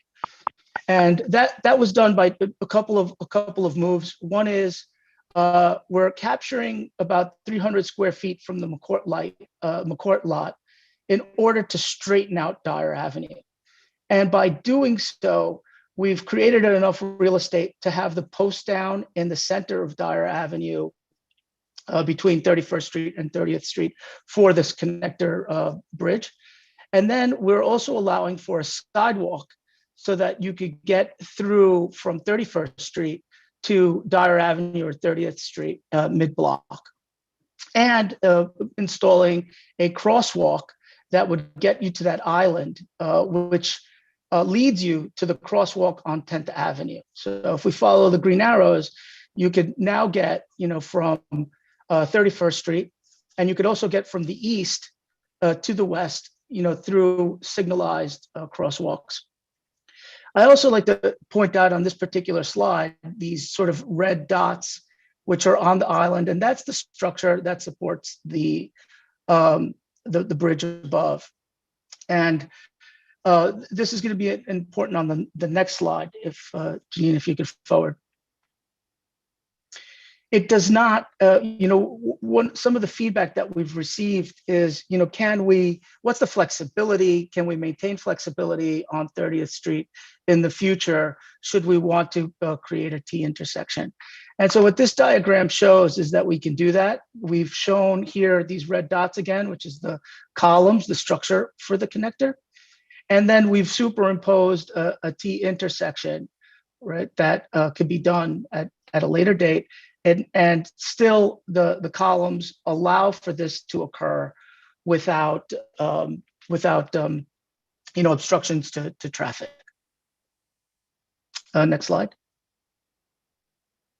And so I just wanted to end on, sort of a before and after, or before and proposed more appropriately, where, today the at grade, it's, challenging intersection, and then the improvements that would be done in conjunction with the Highline connector that we discussed. So with that, I'll open it up to questions and comments.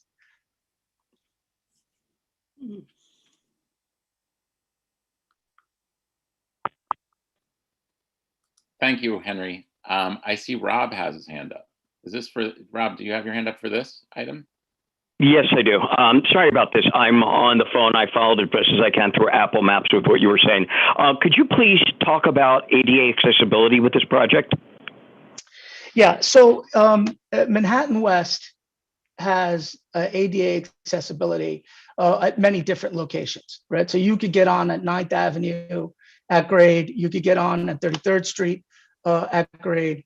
You could use either elevator that's on the corner of 10th Avenue and 31st Street, or Dyer Avenue and 31st Street. There's two elevators that could bring you up to the level of this particular connector.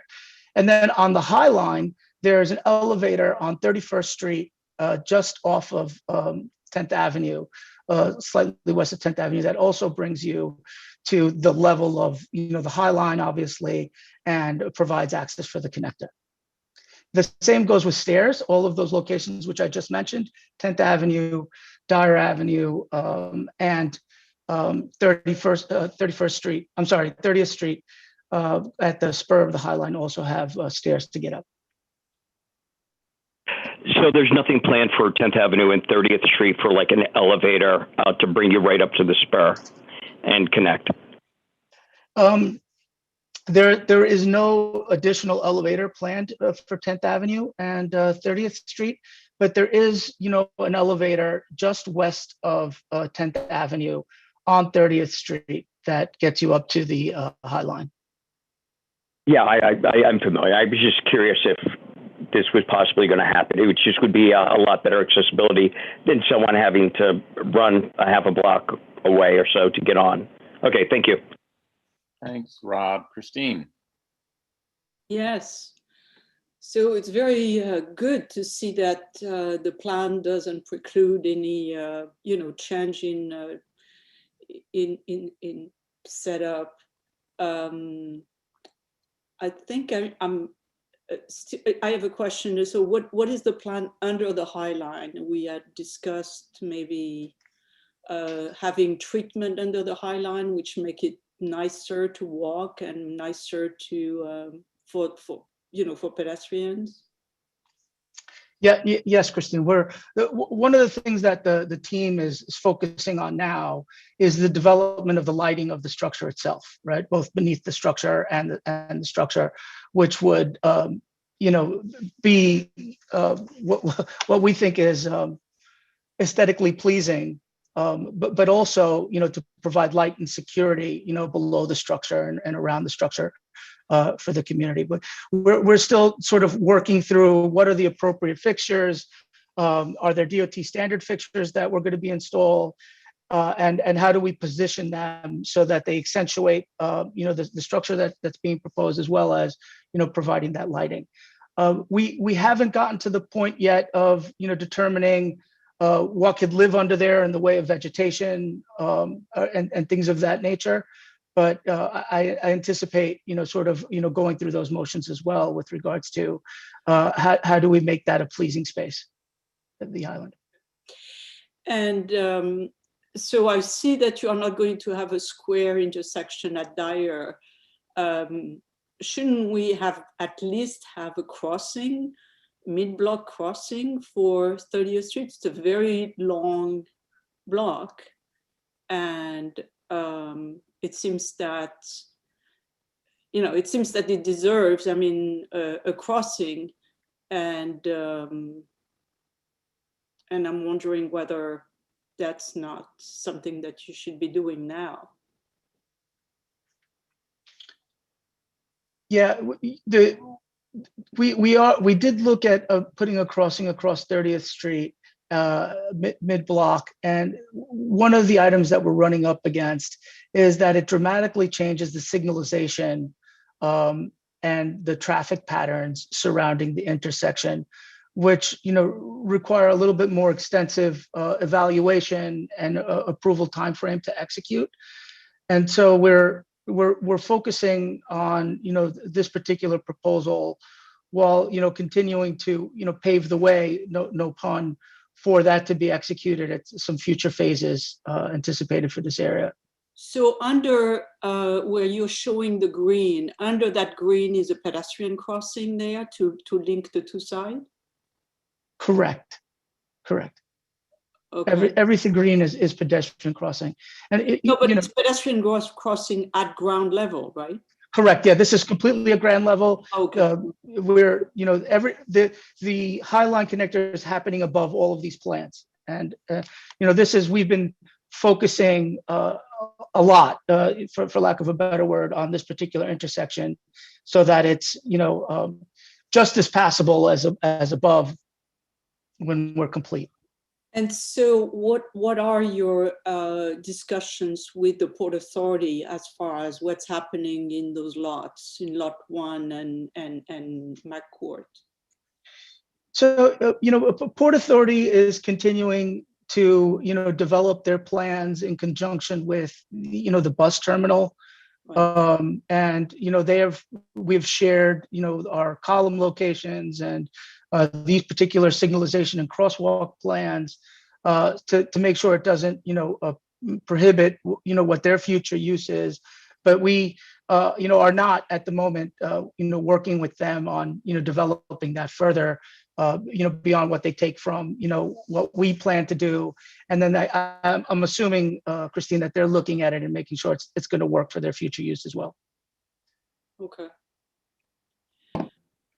All right. Next. So I move on. Okay, Viren. Just one quick question. Does it not cross over 9th Avenue? No. It does not cross over 9th Avenue. The High Line connector connects on Dyer Avenue to 10th Avenue. It doesn't quite make it all the way east, although there is a 9th Avenue promise, sort of a little bit of a spur of its own, which might suggest that could happen in the future, but it's not contemplated under this particular proposal. Worth looking into, I think. Yeah, I'll jump in on that. I mean, we did have conversations early on with the port about that. They aren't ready to sort of commit because they need a little flexibility on that area. And the issue is that, and you probably know this better than I, but as you go from 10th to 9th, the grade changes, so you get quite low. So the goal would be ultimately, fingers crossed, that we would be able to extend it. And we're making sure that the way we construct it now would enable that, so that you could extend it all the way to 9th, and then it would come down fairly naturally to grade. So we could have another ADA accessible entrance there, as well as at the Manhattan West entrance. Great, thank you. Can I clarify one thing about this project? As I understand it, this is it's considered an extension of the High Line. So, and the High Line is an artifact that was repurposed and reused. So is it using the language, like the architectural language of the High Line, in terms of like an approximation of the historical piers and then a modern kind of articulation of the surface? Yeah, Dale, I think the designers would probably do a much better job at answering that. So maybe I could turn that over to Lisa. A lot of thought has gone into that. I'm sure you can imagine. Yeah. Sure. I mean, I'm happy to start, and Kim can join in as well. I mean, I think from the very beginning, there was actually a really strong ethos that it should be other, actually, than the High Line. That it's not the historic structure, it's not the High Line, and its identity should be something other, but that there are certain elements and material languages and things, that can reflect that and create some sort of unity, but that you wouldn't mistake it for being the original historic structure. Right. So the piers, for instance, aren't going to be like bolted steel, historical looking piers. They're going to be new. Yeah, they will not be the hand riveted steel that you see on the High Line itself. Right. That's right. And are you constrained to the 12-foot dimension of the connector by something, whether it's like structural limitations or dimension? Is that a dimensional constraint? On Dyer, and Kim can speak to this, but on Dyer it is more constrained than on 30th. Right. So there's the two components, the 30th Street, which, as Henry mentioned, there's going to be more landscape because there's the opportunity, both light and physical structure. That's why you see double column rows. And on Dyer, it's a different condition at grade, and it's a longer span. And so there's no solar, but there's also structural capacity limitations that limit that path width to 12. Okay, got you. Thank you for the clarification. And my name is incorrect, but right, you're not Henry. So I'm not Henry. Imposter. You know Henry better. Well, the real Henry. At least he's next to me. Do we have any more questions from the committee? I'd like to state that. Oh, there are people in the attendees? No, there are people. I'd like to state that we have been very concerned about the safety in this area, and some of the safeties coming from Dyer Avenue, landing on 10th Avenue and being in the wrong place. And ideally, I would have liked to see that issue addressed at the same time as the High Line is being done. Now, at a minimum, and then to have the square intersection there is very important to us as well. At a minimum, I would like to get your commitment, or the commitment of one of your partners, that this thing is going to be addressed within the next 30 months.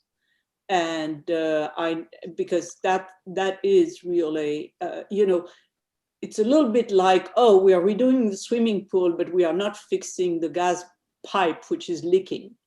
We are considering the whole 30th Avenue. And I know that you consider that some of those areas are not what you are touching, but to the public and to everybody, all those things are interconnected and they all work together. So I think we need to do better on the safety side and on moving the traffic signal. And I'm very happy to see that it doesn't preclude, which I think it's a huge progress from 2 weeks ago.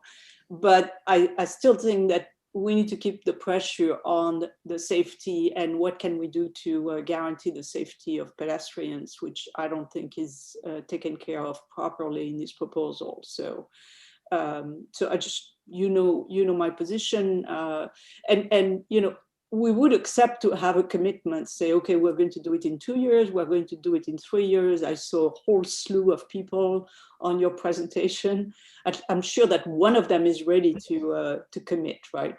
So as long as we have a commitment within the 30 months time frame, that would make me happy.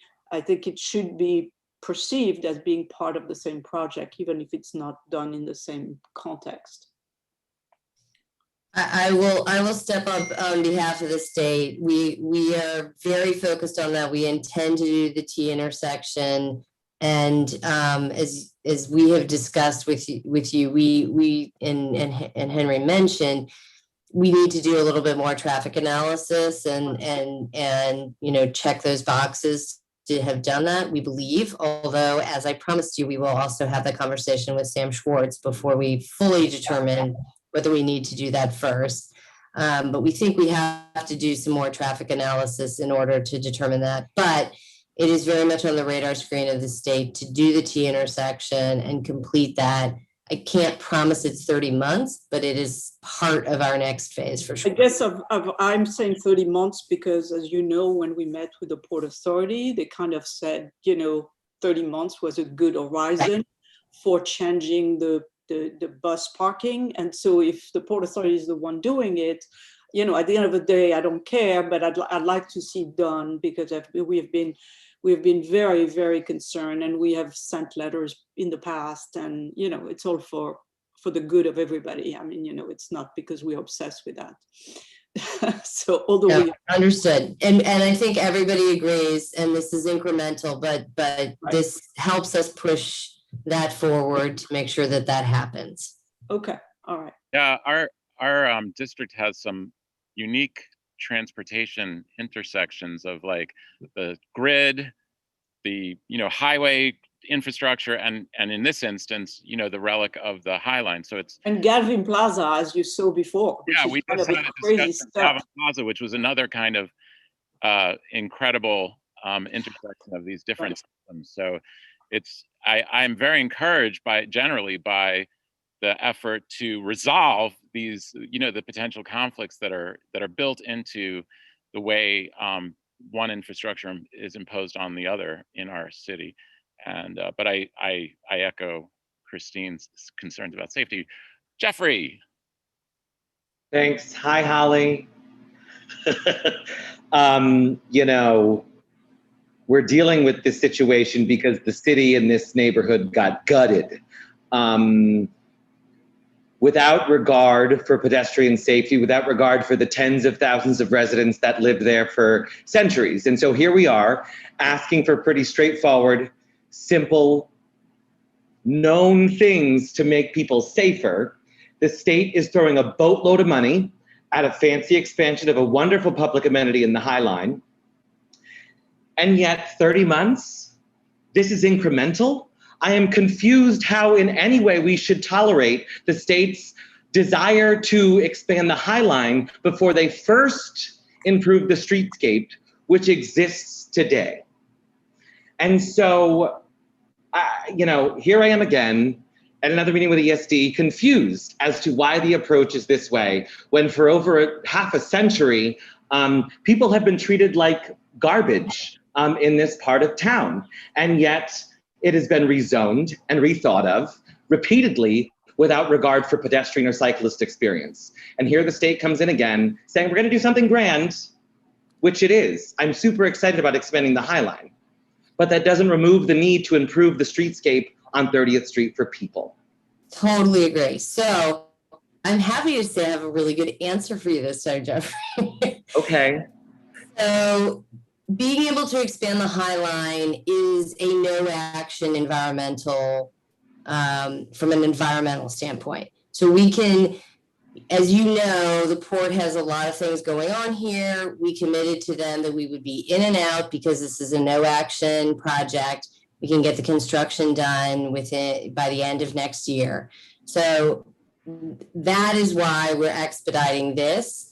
Anything that requires traffic counts, which the T intersection does, we believe, and as we committed to Christine, we are going to have that conversation with Sam Schwartz to see if they've done some of those counts. We think we probably have to do additional counts. Now, the port's already coming to you guys very soon in their NEPA review and their ULURP for the broader area as part of the bus terminal. So all of that work that has to get done to do exactly what you're talking about requires that additional environmental review, which has already started.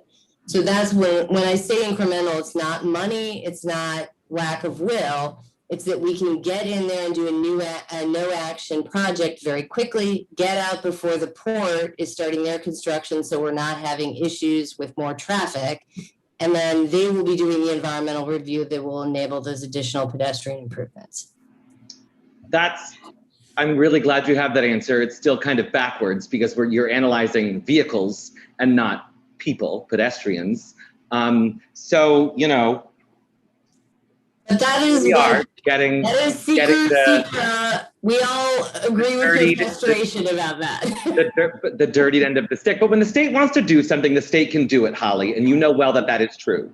So again, a part of town that is booming on the west side, and it looks horrendous over there, not just visually, but from any experience. So are there any interim things that can be done? What about a couple of Jersey barriers that can be considered temporary? Yes. That would greatly improve the experience. Yes. We are absolutely looking at that. Christine mentioned that the other day about having some kind of separation with planters. Absolutely. All of those things that can be temporary without environmental review, we are totally open to. Port is open to. So yes, we heard that from Christine when we talked to her the other day about this, and from you. So yes, anything that we don't have to do vehicle counts on, we are open to doing right away. But I promise you, this is a priority for the state, and we will do the environmental work to get the next set of improvements done as well. Thank you. We need the potatoes with the meat, or the meat with the potatoes, however that should be. I don't know. I think this might be dessert before dinner, but we're gonna do dinner too, as probably everybody on this call soon wants to do.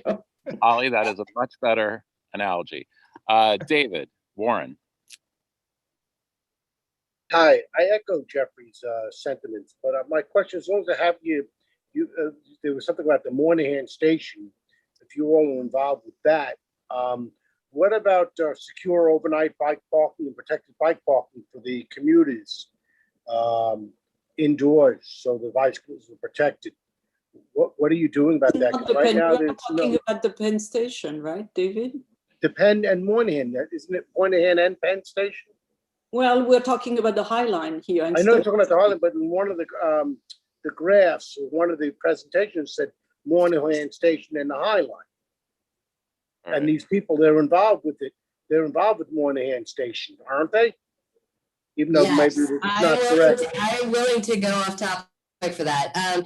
So that is a really good point. As part of Empire Station, which is why Christine and Jeffrey and I are close friends these days, we are looking at bike parking, and our team, I haven't heard it about Moynihan. That's the first time somebody has suggested it for Moynihan, but we hear you, and I will bring that back to the Moynihan team that is a concern there as well. It's something that we're trying to integrate into the broader Penn Station neighborhood as a priority. Thanks, Holly. Okay. Do we have any more questions from the committee? I don't see any questions from the public. So perhaps we can begin to wrap up this amazing presentation. Christine? Well, yeah, you know, if we want to summarize, I mean, you know, we are glad that the placement is not preventing any future improvement of transportation, but we are very concerned about the safety. We'd like to have the 2 lanes of Dyer Avenue to be moved and the square intersection to be, you know, built. We are happy to hear that the highlight, the High Line lighting is under consideration. We really want that very much, as well as greenery. I think we had some concern about the capacity, but I don't know that there are strong concern about that. You had some answers on that. And yes, we'd like some separation on the east side. And by the way, unrelated to that project, we are in favor of having some sidewalk extension on the east side as well, which is unrelated.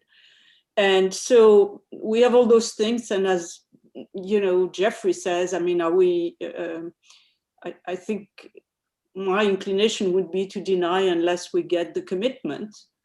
But I want to hear what you have to say, Jeffrey and other members.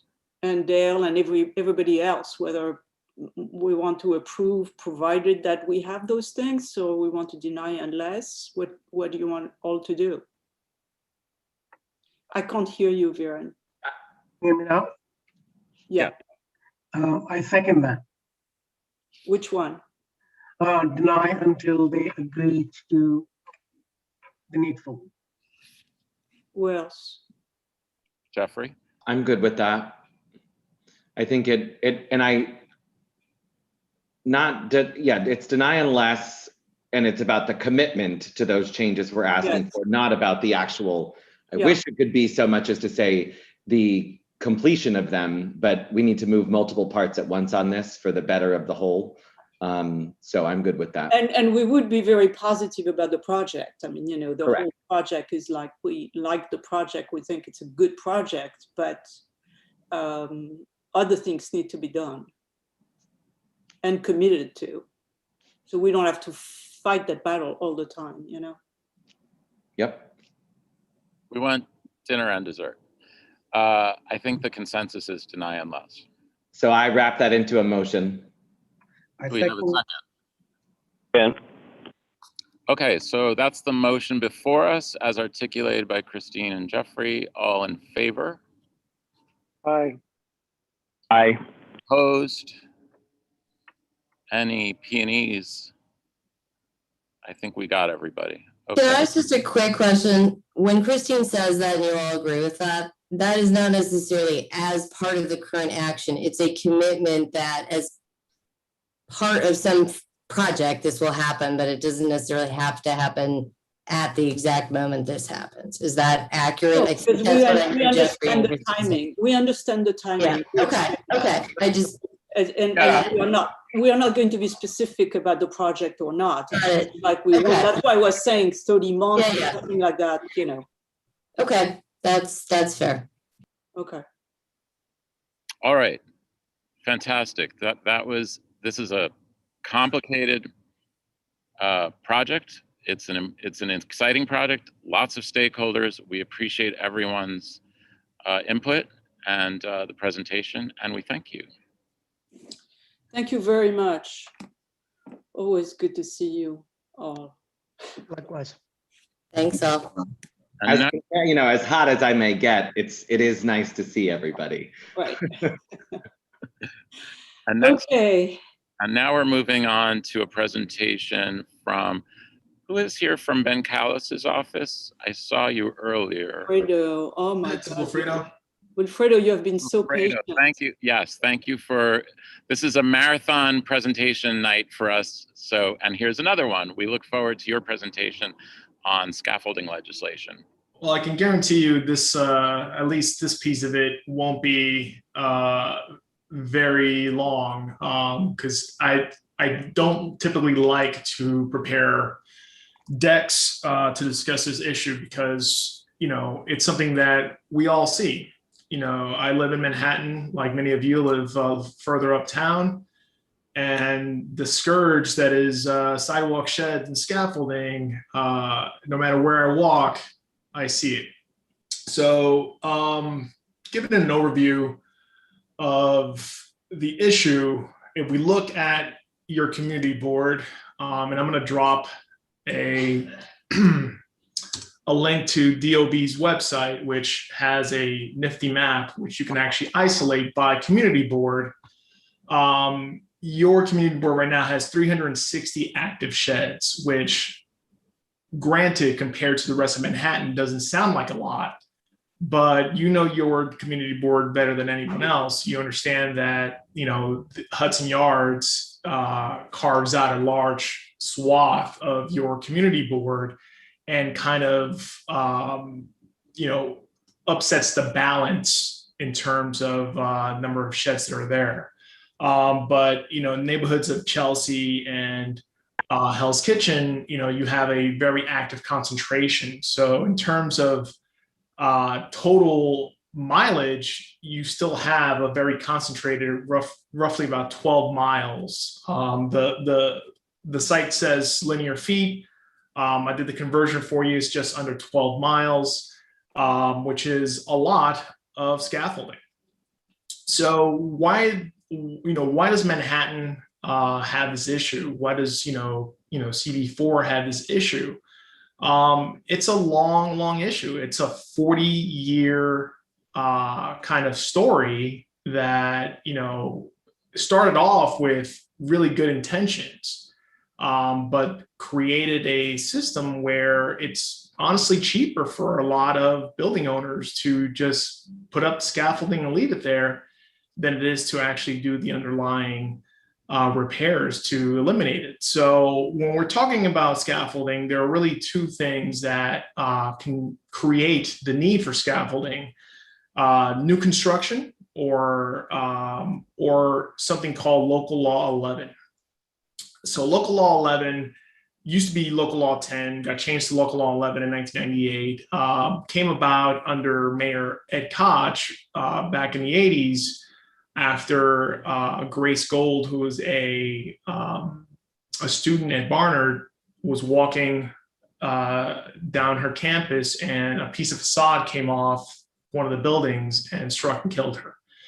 That, you know, shocked, you know, a lot of people, and, you know, started this kind of moving machine to increase the frequency under which the city inspects facades. So Local Law 10, now Local Law 11, basically mandates that any building 6 stories or higher has to have a facade inspection every 5 years. And there's a whole scheme as to when, you know, the buildings fall, which blocks fall. It's a very complicated but regulated scheme on which they do that. So the current, you may hear Local Law 11, you may hear FISP, which all it does is stands for Facade Inspection Safety Program.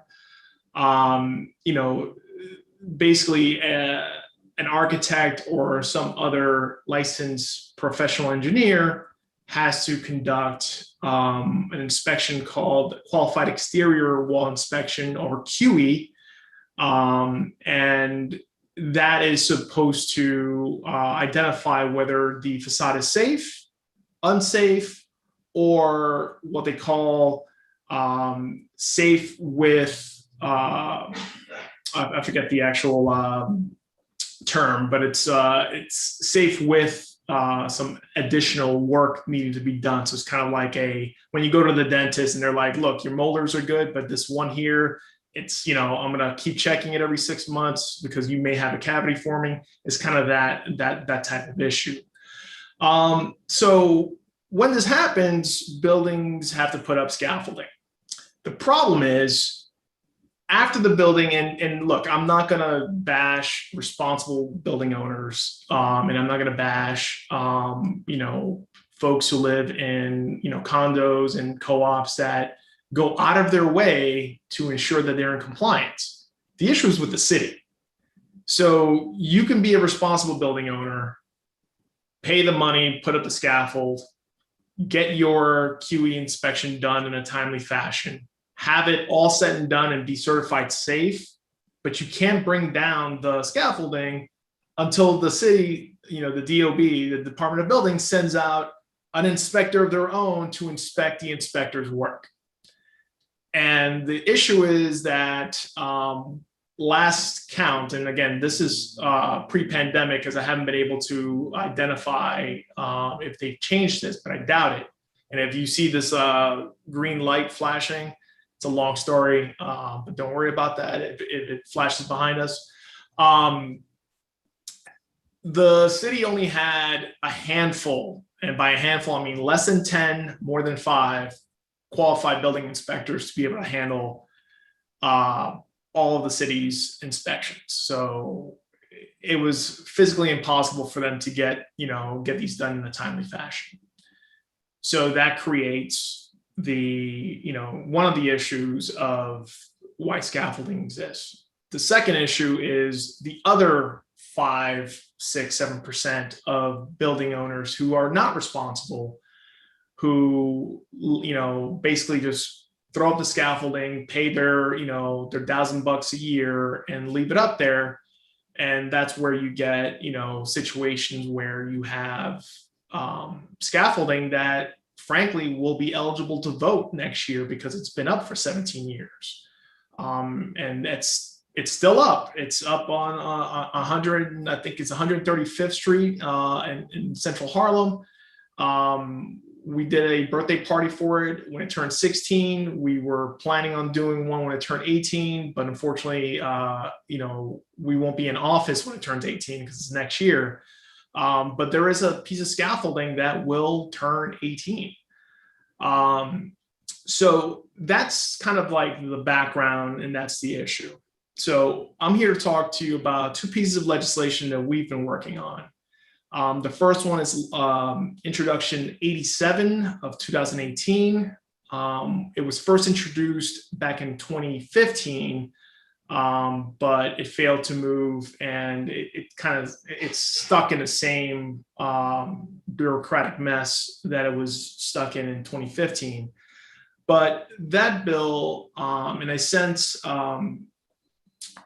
Sarah Appleton, one of your committee members, who's been great. She and I have been in contact for some time on this. I sent her kind of like a 5 or 6 sentence brief of what it does, but essentially, it tries to tackle the issue from, the irresponsible building owners.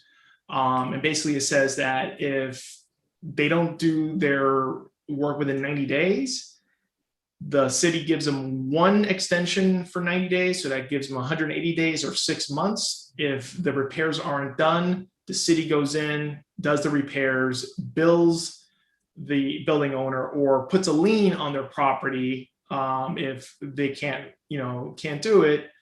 And at which point, mandate that the inspections get done within 7 days after completion and bring down scaffolding. So that would take care of a lot of the backlog, scaffolding that has been up for years. We're also working on another piece of legislation to help coordinate the QE inspections. That one, we've worked with Councilmember Justin Brannon. We've worked with, other council members in order to create a study to allow for the use of manned drones to actually do the inspection. This is something that's actually become kind of the standard outside of New York City. The problem is that in New York City, there's a law that doesn't allow for drones to take off or land from, within city borders. However, in your district and your community board, there are inspections being done, QE inspections being done by aerial drones. The way they get around the law is they fly from New Jersey, fly across the river, do the actual inspections, and then fly back. But that, if you live on the west side, that's, it's doable, but not practical. But we're working on, a study to see what the feasibility is, and hopefully that will also help conduct it. And these, we're not talking about the drones that you can pick up anywhere. These are $200,000-$300,000, piece of equipment that have infrared cameras. They can spot an air leak from 100 feet away, and they can zoom in and actually, take very close-up, high-resolution photos. So an actual inspector can take a look at the video, and it's like if they were up there doing the visual inspection themselves. So those are two pieces of legislation that we're working on. The third one is more about how these sheds go up and come down. Right now, it's a self-certification honor system. So if I am the owner of a construction company that works exclusively on scaffolding, I put up the scaffolding, and then I myself inspect it and say, okay, it's good to go. I don't need anyone else to come in and look at it. I don't need to kind of dig this up, but since 2017, there have been 7 actual scaffolding accidents, and some of them people have lost limbs, and it's something that can be very dangerous. And in every one of those situations, it was negligence on the part of the companies that put these up. So our bill would mandate the city to actually inspect any scaffolding that goes up. That one, we're not, we understand that there are limits to, there's a lack of inspectors. So we're working with the city to figure out a better way to create that kind of scheme. So Introduction 87, which is the one that would knock out the bulk of these sheds. Right now, what we're asking is, we want every Manhattan council member to sign on. Right now we have 4. I believe you have the speaker. I know it's very difficult to get the speaker signed on to any piece of legislation because, it's, there are other things that go on there. But, we're asking for community boards, especially in affected areas, to reach out to your local council members, or do a resolution support of maybe not the legislation, but maybe a solution to this problem, because this problem only gets worse with time. So that is kind of the gist of it. I am happy to answer any questions or clarify any points. And I cannot thank you all enough for inviting us out here. The council member wished he could be here in person because he loves these, talking about scaffolding is like what he does for fun. But unfortunately he had other commitments tonight and was not able to make it. So thank you very much. Great, thank you, Wilfredo. And yeah, as you point out, one of our committee members who unfortunately had to leave to catch a flight, Sarah Appleton, has been very active in this space. We had a brief with DOB representatives at last month's meeting. It was very interesting. We got into the real gritty stuff about how the approval for removal goes and what to do about these long standing scaffolds. And they actually took some actions which really helped us because they actually got some of these long standing scaffolds removed. They have a new, I don't know if you're familiar with this, but they have a new kind of program or process by which they reach out to those long, those anniversary scaffolds, those quinceañera and voting age scaffolds, and say, hey, what's going on? You know, let's move this along. What do you need? And it seems to be working, at least in some instances. I think there'll be questions from the committee. I had a question for you. One of the things that came up is, you know, as you pointed out in your introduction, this program was implemented about 40 years ago, which means that all of these buildings presumably have been inspected every 5 years for 40 years. So if there was a backlog of negligent conditions in facades, it seems like it would have been addressed by this program. And, you know, despite the other kinds of unintended consequences. So do you think it would be feasible or wise, or from a legislative point of view, practical to extend, instead of doing the inspections, say every 5 years, for instance, doing them every 7 years without any negative consequences? So in speaking with building, trade professionals, so the, architects, engineers that do this type of work, they are in complete agreement. They think that, you can extend it, especially if a building has had multiple safe designations, and the building has an actual approved maintenance schedule, because that's another important piece of it, is buildings do have to do maintenance in between these inspections. They think that it can be extended out 7, even 10 years in some cases. The buildings that kind of can't, where you need to actually do it more often, are ones that have any protruding facade, similar to the unfortunate accident that happened right before the pandemic. Like a cornice, for example. Exactly, yeah. So, where they're jetting out and there's more stress on those. Those need more regular inspection, but for the overwhelming majority of buildings, 7 to 10 years is completely feasible. So yeah, it's definitely something that the industry has pointed out to us, and we're completely in agreement. Okay. I'll go to David Warren and then David Solnick. Thank you for your presentation and explaining to us about the bill. My question is self-certification. I know you mentioned it, but I didn't catch. Are you going to try to eliminate self-certification in your bill, which would be a good thing to eliminate, because I think that's where a lot of the problems are. You think we'd be better off with increasing our budget and having professional inspectors go in who deal with this on a routine basis rather than self-certification. So is that going to be part of the bill? Yeah, so the bill essentially would mandate the administration to create a system to certify and inspect all the sheds after they go up, before any work can be done.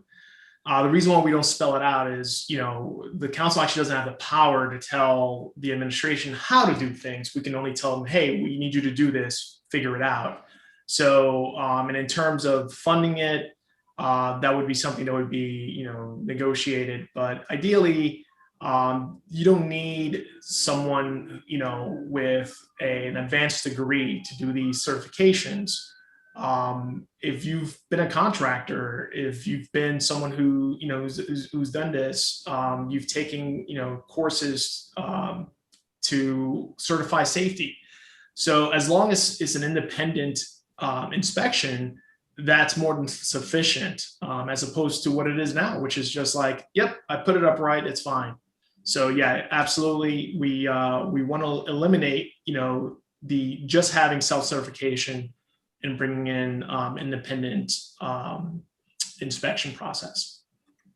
I'll go to David in just a minute. Just one other point that was raised in prior discussions, which is we have, as a committee or as a board, requested that builders or agencies doing construction, for instance, we suggest or we ask that they use the system that is less obstructive to pedestrian clearances. I believe it's called the umbrella system, opposed to the traditional pipe system, so that there's less pedestrian obstruction.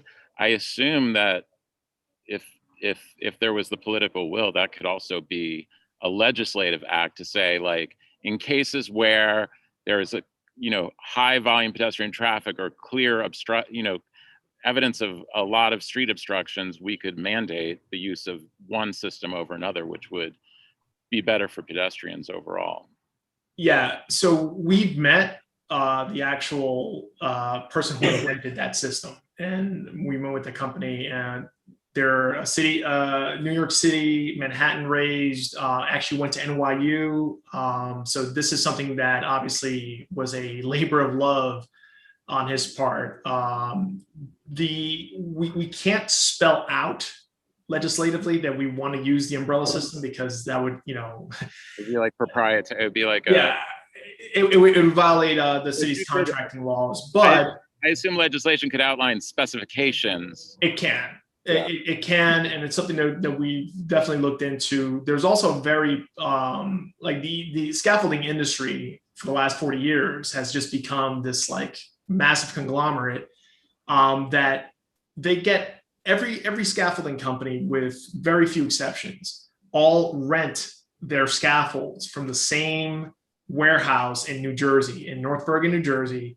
I've driven out there to take a look at it because I didn't believe it. It is like the size of like a Walmart. And it's all it is scaffolding. And all these same scaffolding companies just go out there, rent what they need. So it's, they're not, they have an incentive to keep it going. But each company has a different color scaffold. I knew this was New Jersey's fault. I'm gonna go to David Solnick. But each scaffolding has a different Hold on, color. David. David, Hold on, I'm going to David. David Solnick. Yeah, hi. I'm very glad to see that, people putting some brain power to this horrendous problem. I'm a little worried that that unintended consequence. Well, a couple of points. My first point is, you say that, there's this 5, 6, 7% of bad actors, but I wouldn't call them bad actors any more than I would call Warren Buffett a bad actor for not paying a lot of taxes. He's following the law. And what needs to be changed is not Warren Buffett, but the law.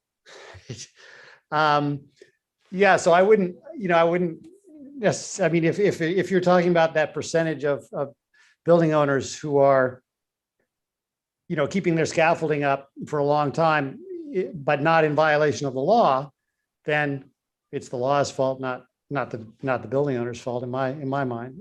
In some cases, just to address that very quickly, in some cases they are in violation of the law because they're not doing their that's different.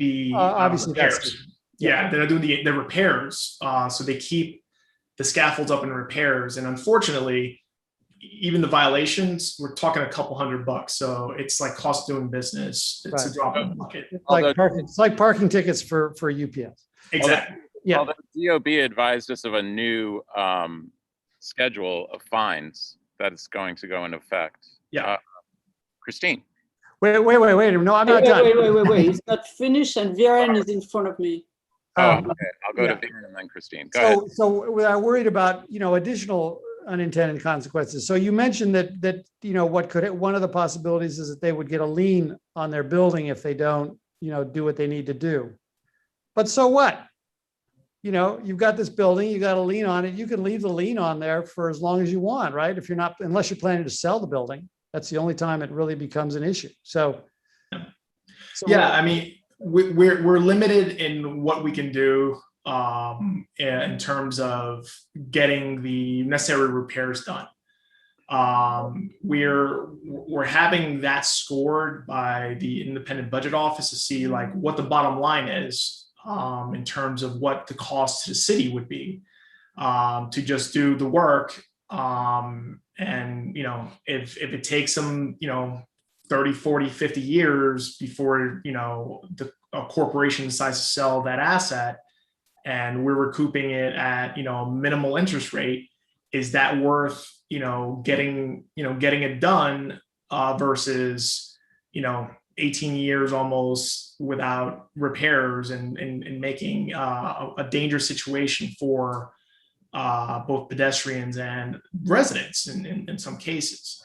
I will say that, in terms of unintended consequences, one of the people we've worked with closest is, I mentioned, the student from Barnard. Her older sister, Lori Gold, is an advocate of Local Law 11. Anytime that anyone tries to do any changes, you kind of have to, talk to Lori, because no one knows more about building facades. She actually ended up going back to school and becoming professional to stop this from happening to anyone else. And at first, we went in just, let's just get rid of the scaffolds. And she's like, you're creating a dangerous situation. So now we've gone back and retailored the law proposed in order to ensure that safety's paramount, and then efficiency of getting these down is secondly. So that's we're I'm not saying that we've looked at every absolute angle, but we've taken a lot of contemplation, and this bill's been redrafted 3 times based on feedback. Is the longer timeline, the 7 to 10 year timeline, part of the legislation? Not this legislation. That's part of another bill that's still in the works, because we're the pandemic slowed down, but we were working with actual building professionals to draft it in order to make it because they're just as frustrated as everyone else by the current system. So that one we're hoping to have back and introduce in probably before the fall. If we can't get it done in this one, in this session, we're going to hand it off to a returning member so that it's still in the pipeline. But that bill has been in the works pre-pandemic. The pandemic slowed it down, but that's one of the ones where we're looking to extend the time. I will point out, David, that if the legislation went through and the lien were enacted, at least the work would be done and the scaffold would be down. Biren. Yeah. Just very quick related question. Why not try and tailor a local law 11 to require sort of fixed timeline within which, depending on the amount and scope of work, the work must be completed? Why not try to do that instead of a new legislation? Number one question. And number two question is there a way in your legislation to require some sort of design guidelines, not exactly specify urban umbrella or anything as such, but a fixed set of guidelines that would require you to do X, Y, and Z that relates back to the community's concerns about safety and security? So to your first question, anytime we draft any piece of legislation, it's basically tailoring or retooling what's already there. So when we say we're redrafting it, basically we're taking the parts of Local Law 11 that we want to keep and just kind of adding to it. It just becomes kind of like like you build on top of what's there. So it's not like we're scrapping it and starting fresh. We're starting off that framework and just trying to fix the issues that we're trying to address. In terms of your second one, there are 2 ways that can be done. That can be done legislatively, which can be slower and can't be as narrowly tailored in some sense, because we got to give the administration as much room as possible. The easiest way to do exactly what you addressed would be by changing the building code, which the administration can do via rules process, because they're working off a scheme that they've developed based on the framework that the law created. So if we change the law, they need to change the rules.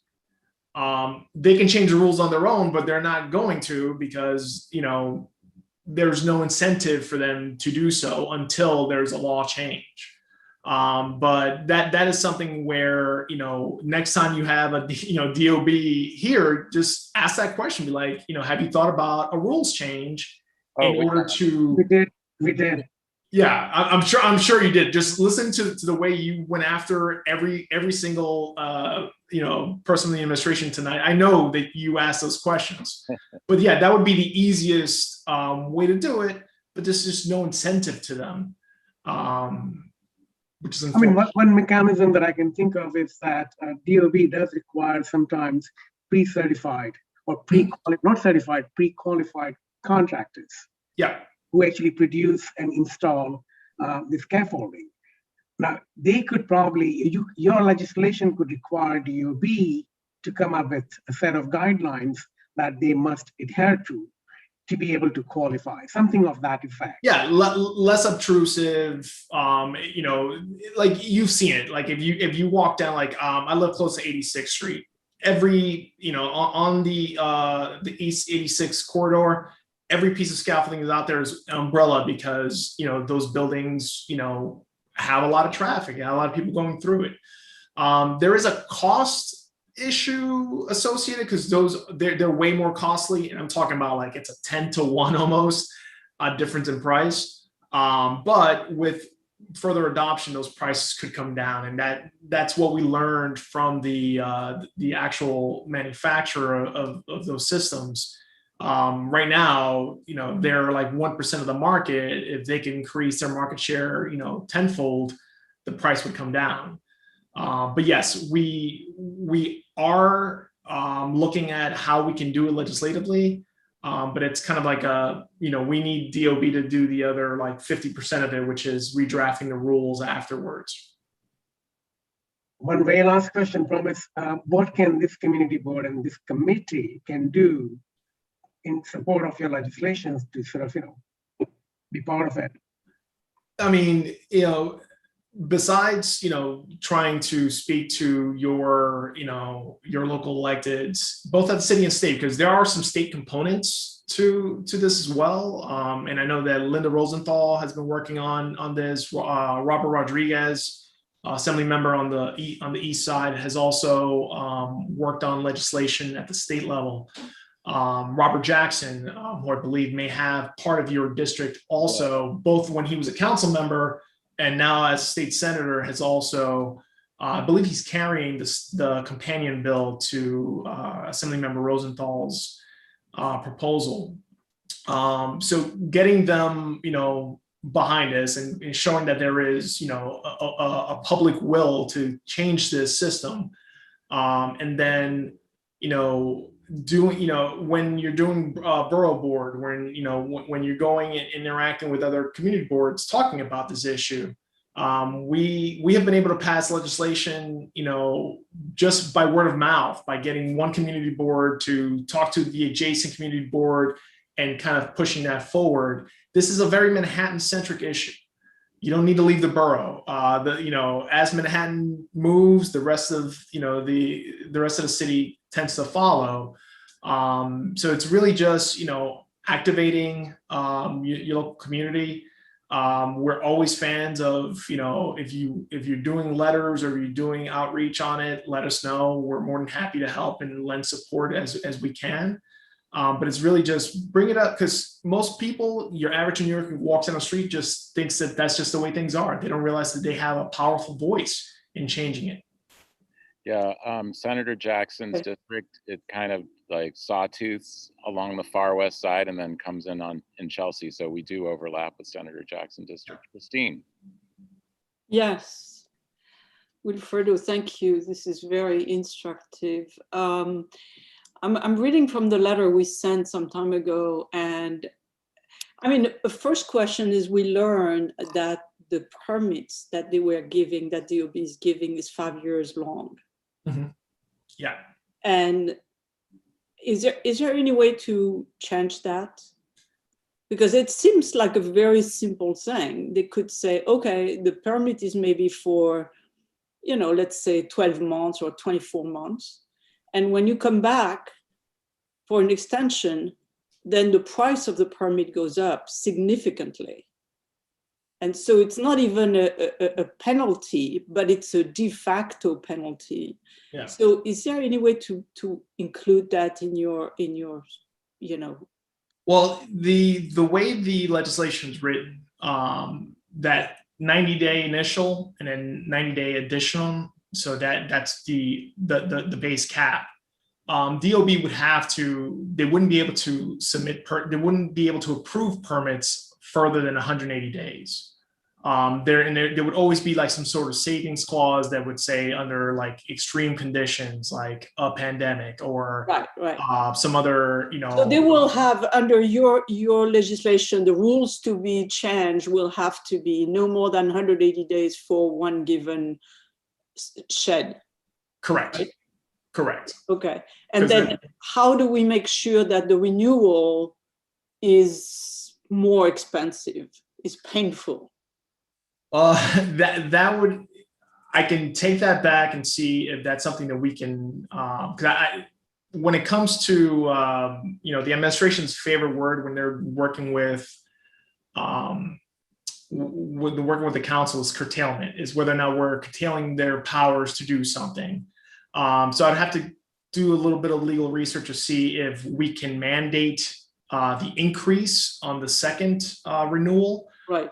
But that is something they can actually do via their own, they set the prices. But I have to double check and see if that's something we can include in our, or include a guideline saying, any renewal would have to be in, because it is significantly affecting the public, then it should be priced accordingly or something, as a. I mean, that's a very elegant solution to a lot of the issues. I think if it's within our power to put in, I see no problem. I know the council member would be absolutely in favor of that. Yeah, we'd love to see that. And then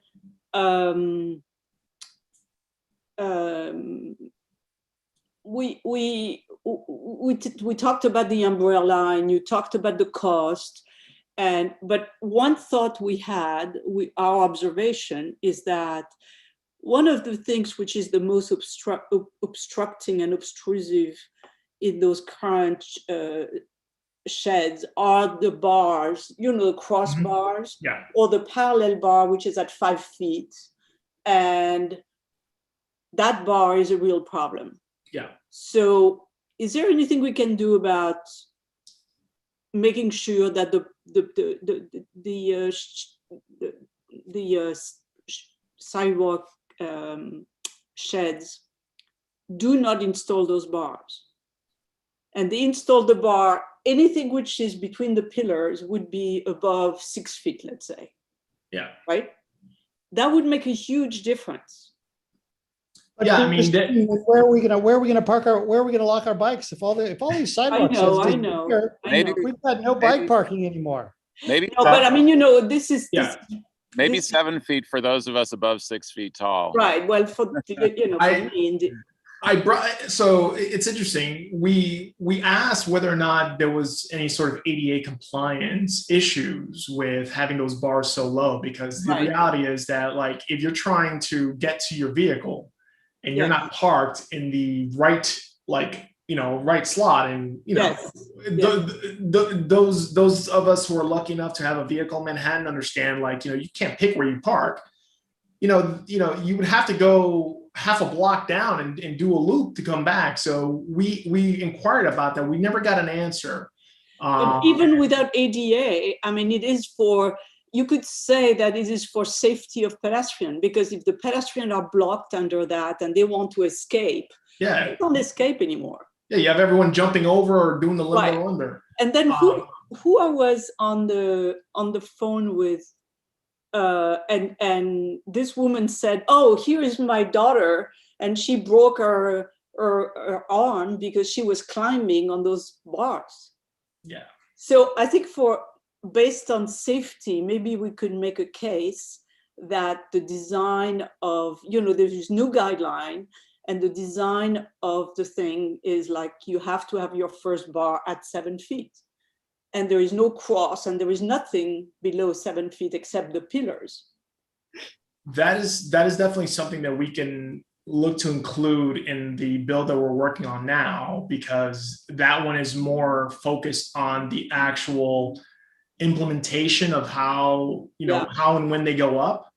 But I'll take that note, and I'll definitely I'll speak with the council member, because I think that you're right, and I think that even with those you don't see those everywhere, but they usually put them like in high residential areas, but low quote pedestrian traffic areas.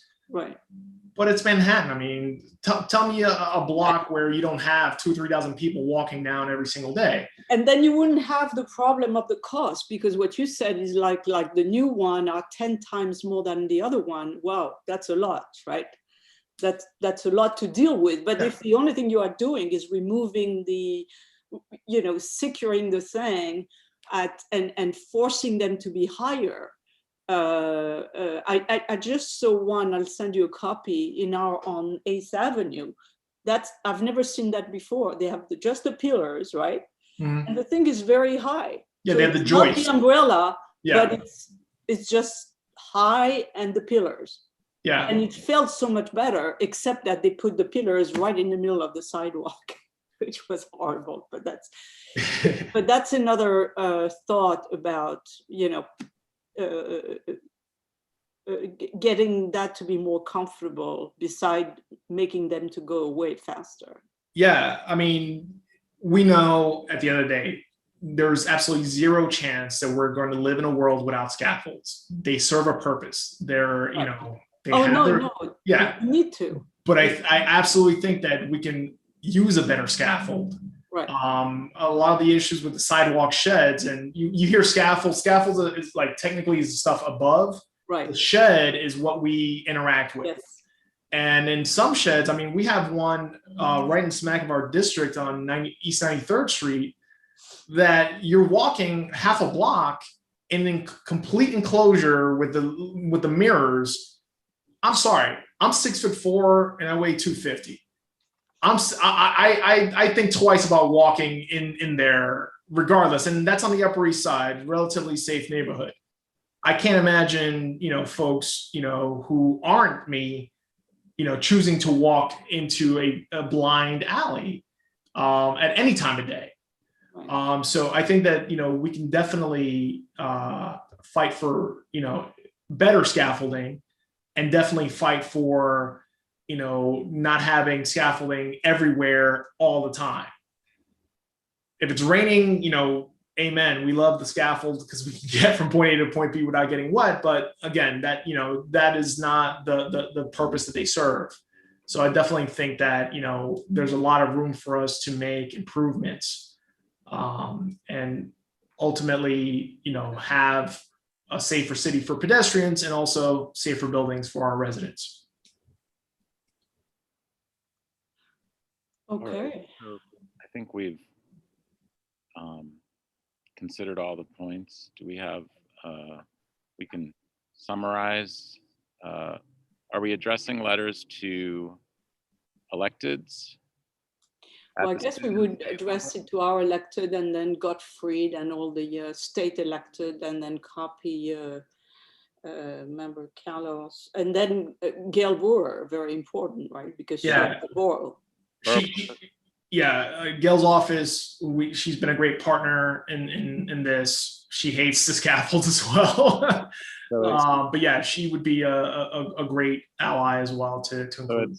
And can we make a comment about the one you are working on, even though we are not? Yes.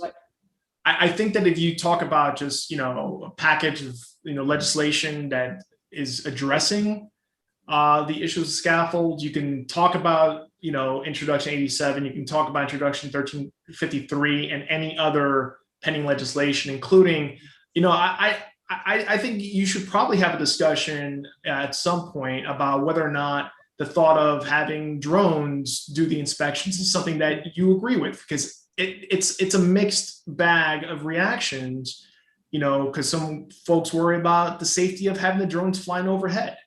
The way that we envision it would be, if it's being done, the street would be closed off, for pedestrian traffic while the inspection is being done. And these inspections can be done in 15 to 20 minutes with a drone flying, a pre-programmed flight path.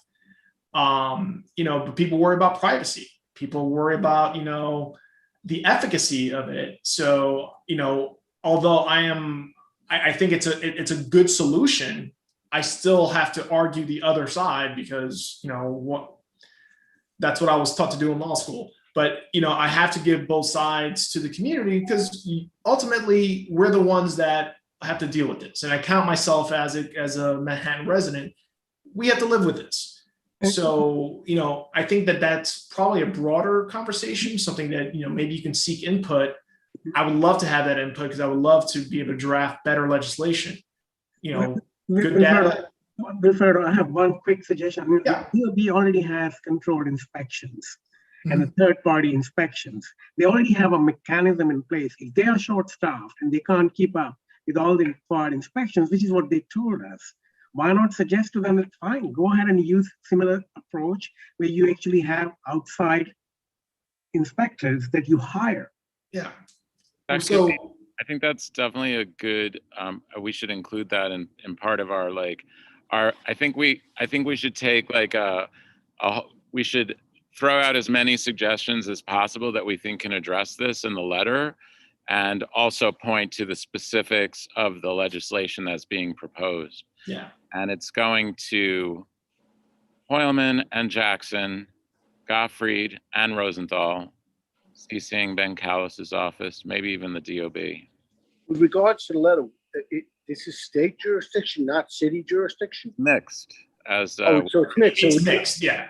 So it go to the city and state officials. Yeah, as I just pointed out. Yep. Right, but I would also recommend that whatever chairs of the committees of city council and state legislative, aside from our own electeds, we send it to them. And why not send it, since it could be executive, to the governor, the mayor, and the public advocate? The relevant. Does that help? It does. It absolutely does. The relevant committee would be Housing and Buildings, and that would be Robert Cornegy. And he's already again, he's been a great partner in this. Him and Justin Brannon, who used to have a committee that had to do with this, but now he no longer has that committee. But Robert Cornegy has been a great partner in this. He actually carried the bill for the drone inspections, for the test on drone inspections. So he's supportive of this. Even though he's in Brooklyn, he understands that this is a big issue here. Because it's also an issue, believe it or not, one population that we haven't talked about is public housing. So public housing developments have some of the oldest scaffolds that are not included in DOBs because it's included under NYCHA's jurisdiction, which is a different scheme altogether. But a change in this law would also affect residents of public housing as well in a positive. Even if they're an authority, I thought there was no jurisdiction. But do you also know the chairs for the state assembly and state senate also that we would CC, even though they're not ours? I can take a look. I used to be a little bit better in knowing the state committees breakdowns, but I can do that and I can send it in the same chain for this as well. Great. All right. Do we want to wrap up? So I just have a question for David Stolnik. So you had a concern about the legislation at the beginning. Can you restate that, or are you comfortable with it? David is gone. If you are speaking, you are on mute, so I don't know what you are saying. Yeah, okay, I was on mute. Okay. Yeah, I had a concern about the legislation regarding the lien, regarding liens or regarding. Yes, I think that's what it is. So can we clarify that? So just so that we have the notes, do you have an issue with liens, or is it being addressed? Because I thought Wilfredo was saying that that will be addressed anyway. I'm confused about it, to be honest. You're not asking me, right? Well, I'm asking you, David, whether whatever you have heard to date has made you comfortable with the issue of lien or not. Well, yeah, I just, what got us into this problem is that the law allowed building owners to just, to obey the law, leave the scaffolds up and just carry on. Right. So I don't want anything in this new legislation to be of a similar thing. you know, where you can just say, okay, fine, I'll take my penalty, I'll take my lien, I'll take whatever and carry on. Okay, And, I got it. But I So think what Wilfredo, David, I'm sorry to point this out again, but I think what you're missing with the lien is if the lien is enacted, the work has been performed and the scaffolds can presumably be removed. So, yeah, you might be right. I'm not sure. Maybe you can clarify, but how long will it take to get, the DOB doesn't have enough inspectors to inspect. How are they going to have enough people to do the work? right. We do have to address their capacity issues as well. Yeah. hold on one second. Hire more people. Hold on. Oh, but they could hire more inspectors and they haven't. I can't. Right. Out of control. Okay, Wilfredo, could you tell us what's exactly what would be happening and what would be the requirement for manpower? Well, in terms of exercising the liens, that would only happen after the city. So the city would give the homeowner, the building owner, 180 days to fix, whatever needs to be fixed with the facade, to basically make their facade safe. If not, the city would then contract with, approved vendors to do the work. They do this already in other circumstances where there are emergency works and can't be done by a city agency. They already have an approved list of contractors that they issue emergency contracts out to. They go out, they do the work, they make the facade safe. Whatever costs the city incurs gets passed on to the building owner. If the building owner can't pay, a lien gets placed. Oh, okay. So the cost is passed through the taxes, right? Pretty much. Well, no, the cost would be directly, they would receive a bill, just like if, you have a water main break. Got it. Yeah. Got it. Cost goes direct, and then if not paid, then there is a lien. Correct. But I think David still has a case, which is now it's even better. You have your building is fixed, and you have a bill that you are not paying, and you can wait for 40 years before you pay the bill. Yeah, I mean, again, not a perfect system. We're happy to explore, other options. I think the building should be put up for sale. So the city does have a system to do that in extreme cases. Third party transfer.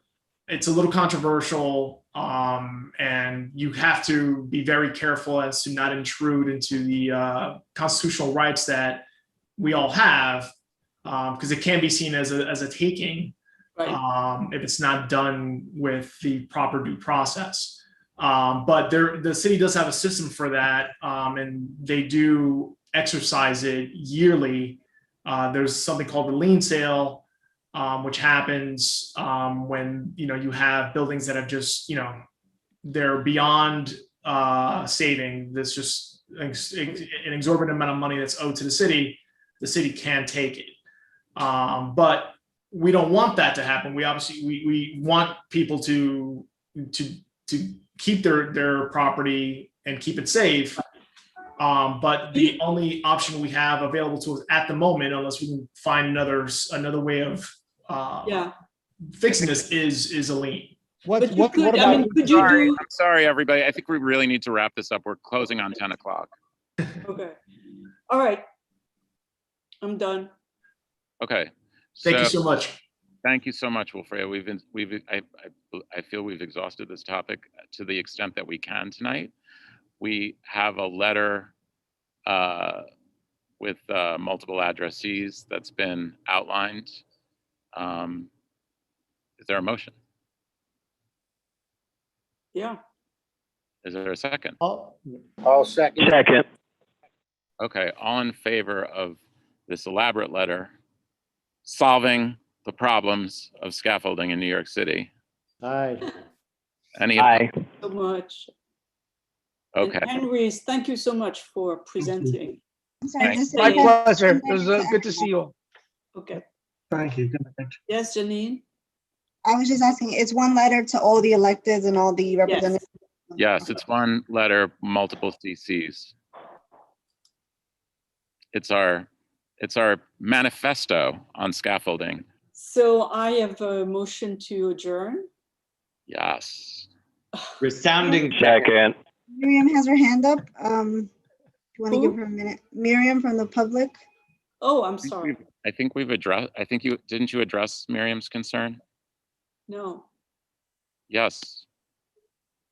Miriam, it's 10 o'clock. I know. And I did send a letter, I think, to Christine a few weeks ago. Maybe somebody can get back to me. And if the DOT has not answered, can we resend that? Can we get this moving about signals, setting the signals for safety? And I did put that in the chat. Sure. So Janine, to confirm, we have not had a response from DOT as yet. No, we haven't got anything. No. Can it be resent? Or is it, this was March, is it too soon to ask them to move? I mean, I think we can remind them of the letter that we sent and ask them if a response is pending and try to get some more like a update as far as like how much longer it'll take. But it wouldn't be unusual since the letter was sent in March that we haven't had a full response yet. All right, well, I am asking that they be goosed a bit. We will goose them. Thank you. Okay. Thank you. Good night. Night. Okay. Put that note in your notes. Goose the dog. Good night. Bye, everybody. Bye. Good night, everyone. Good night.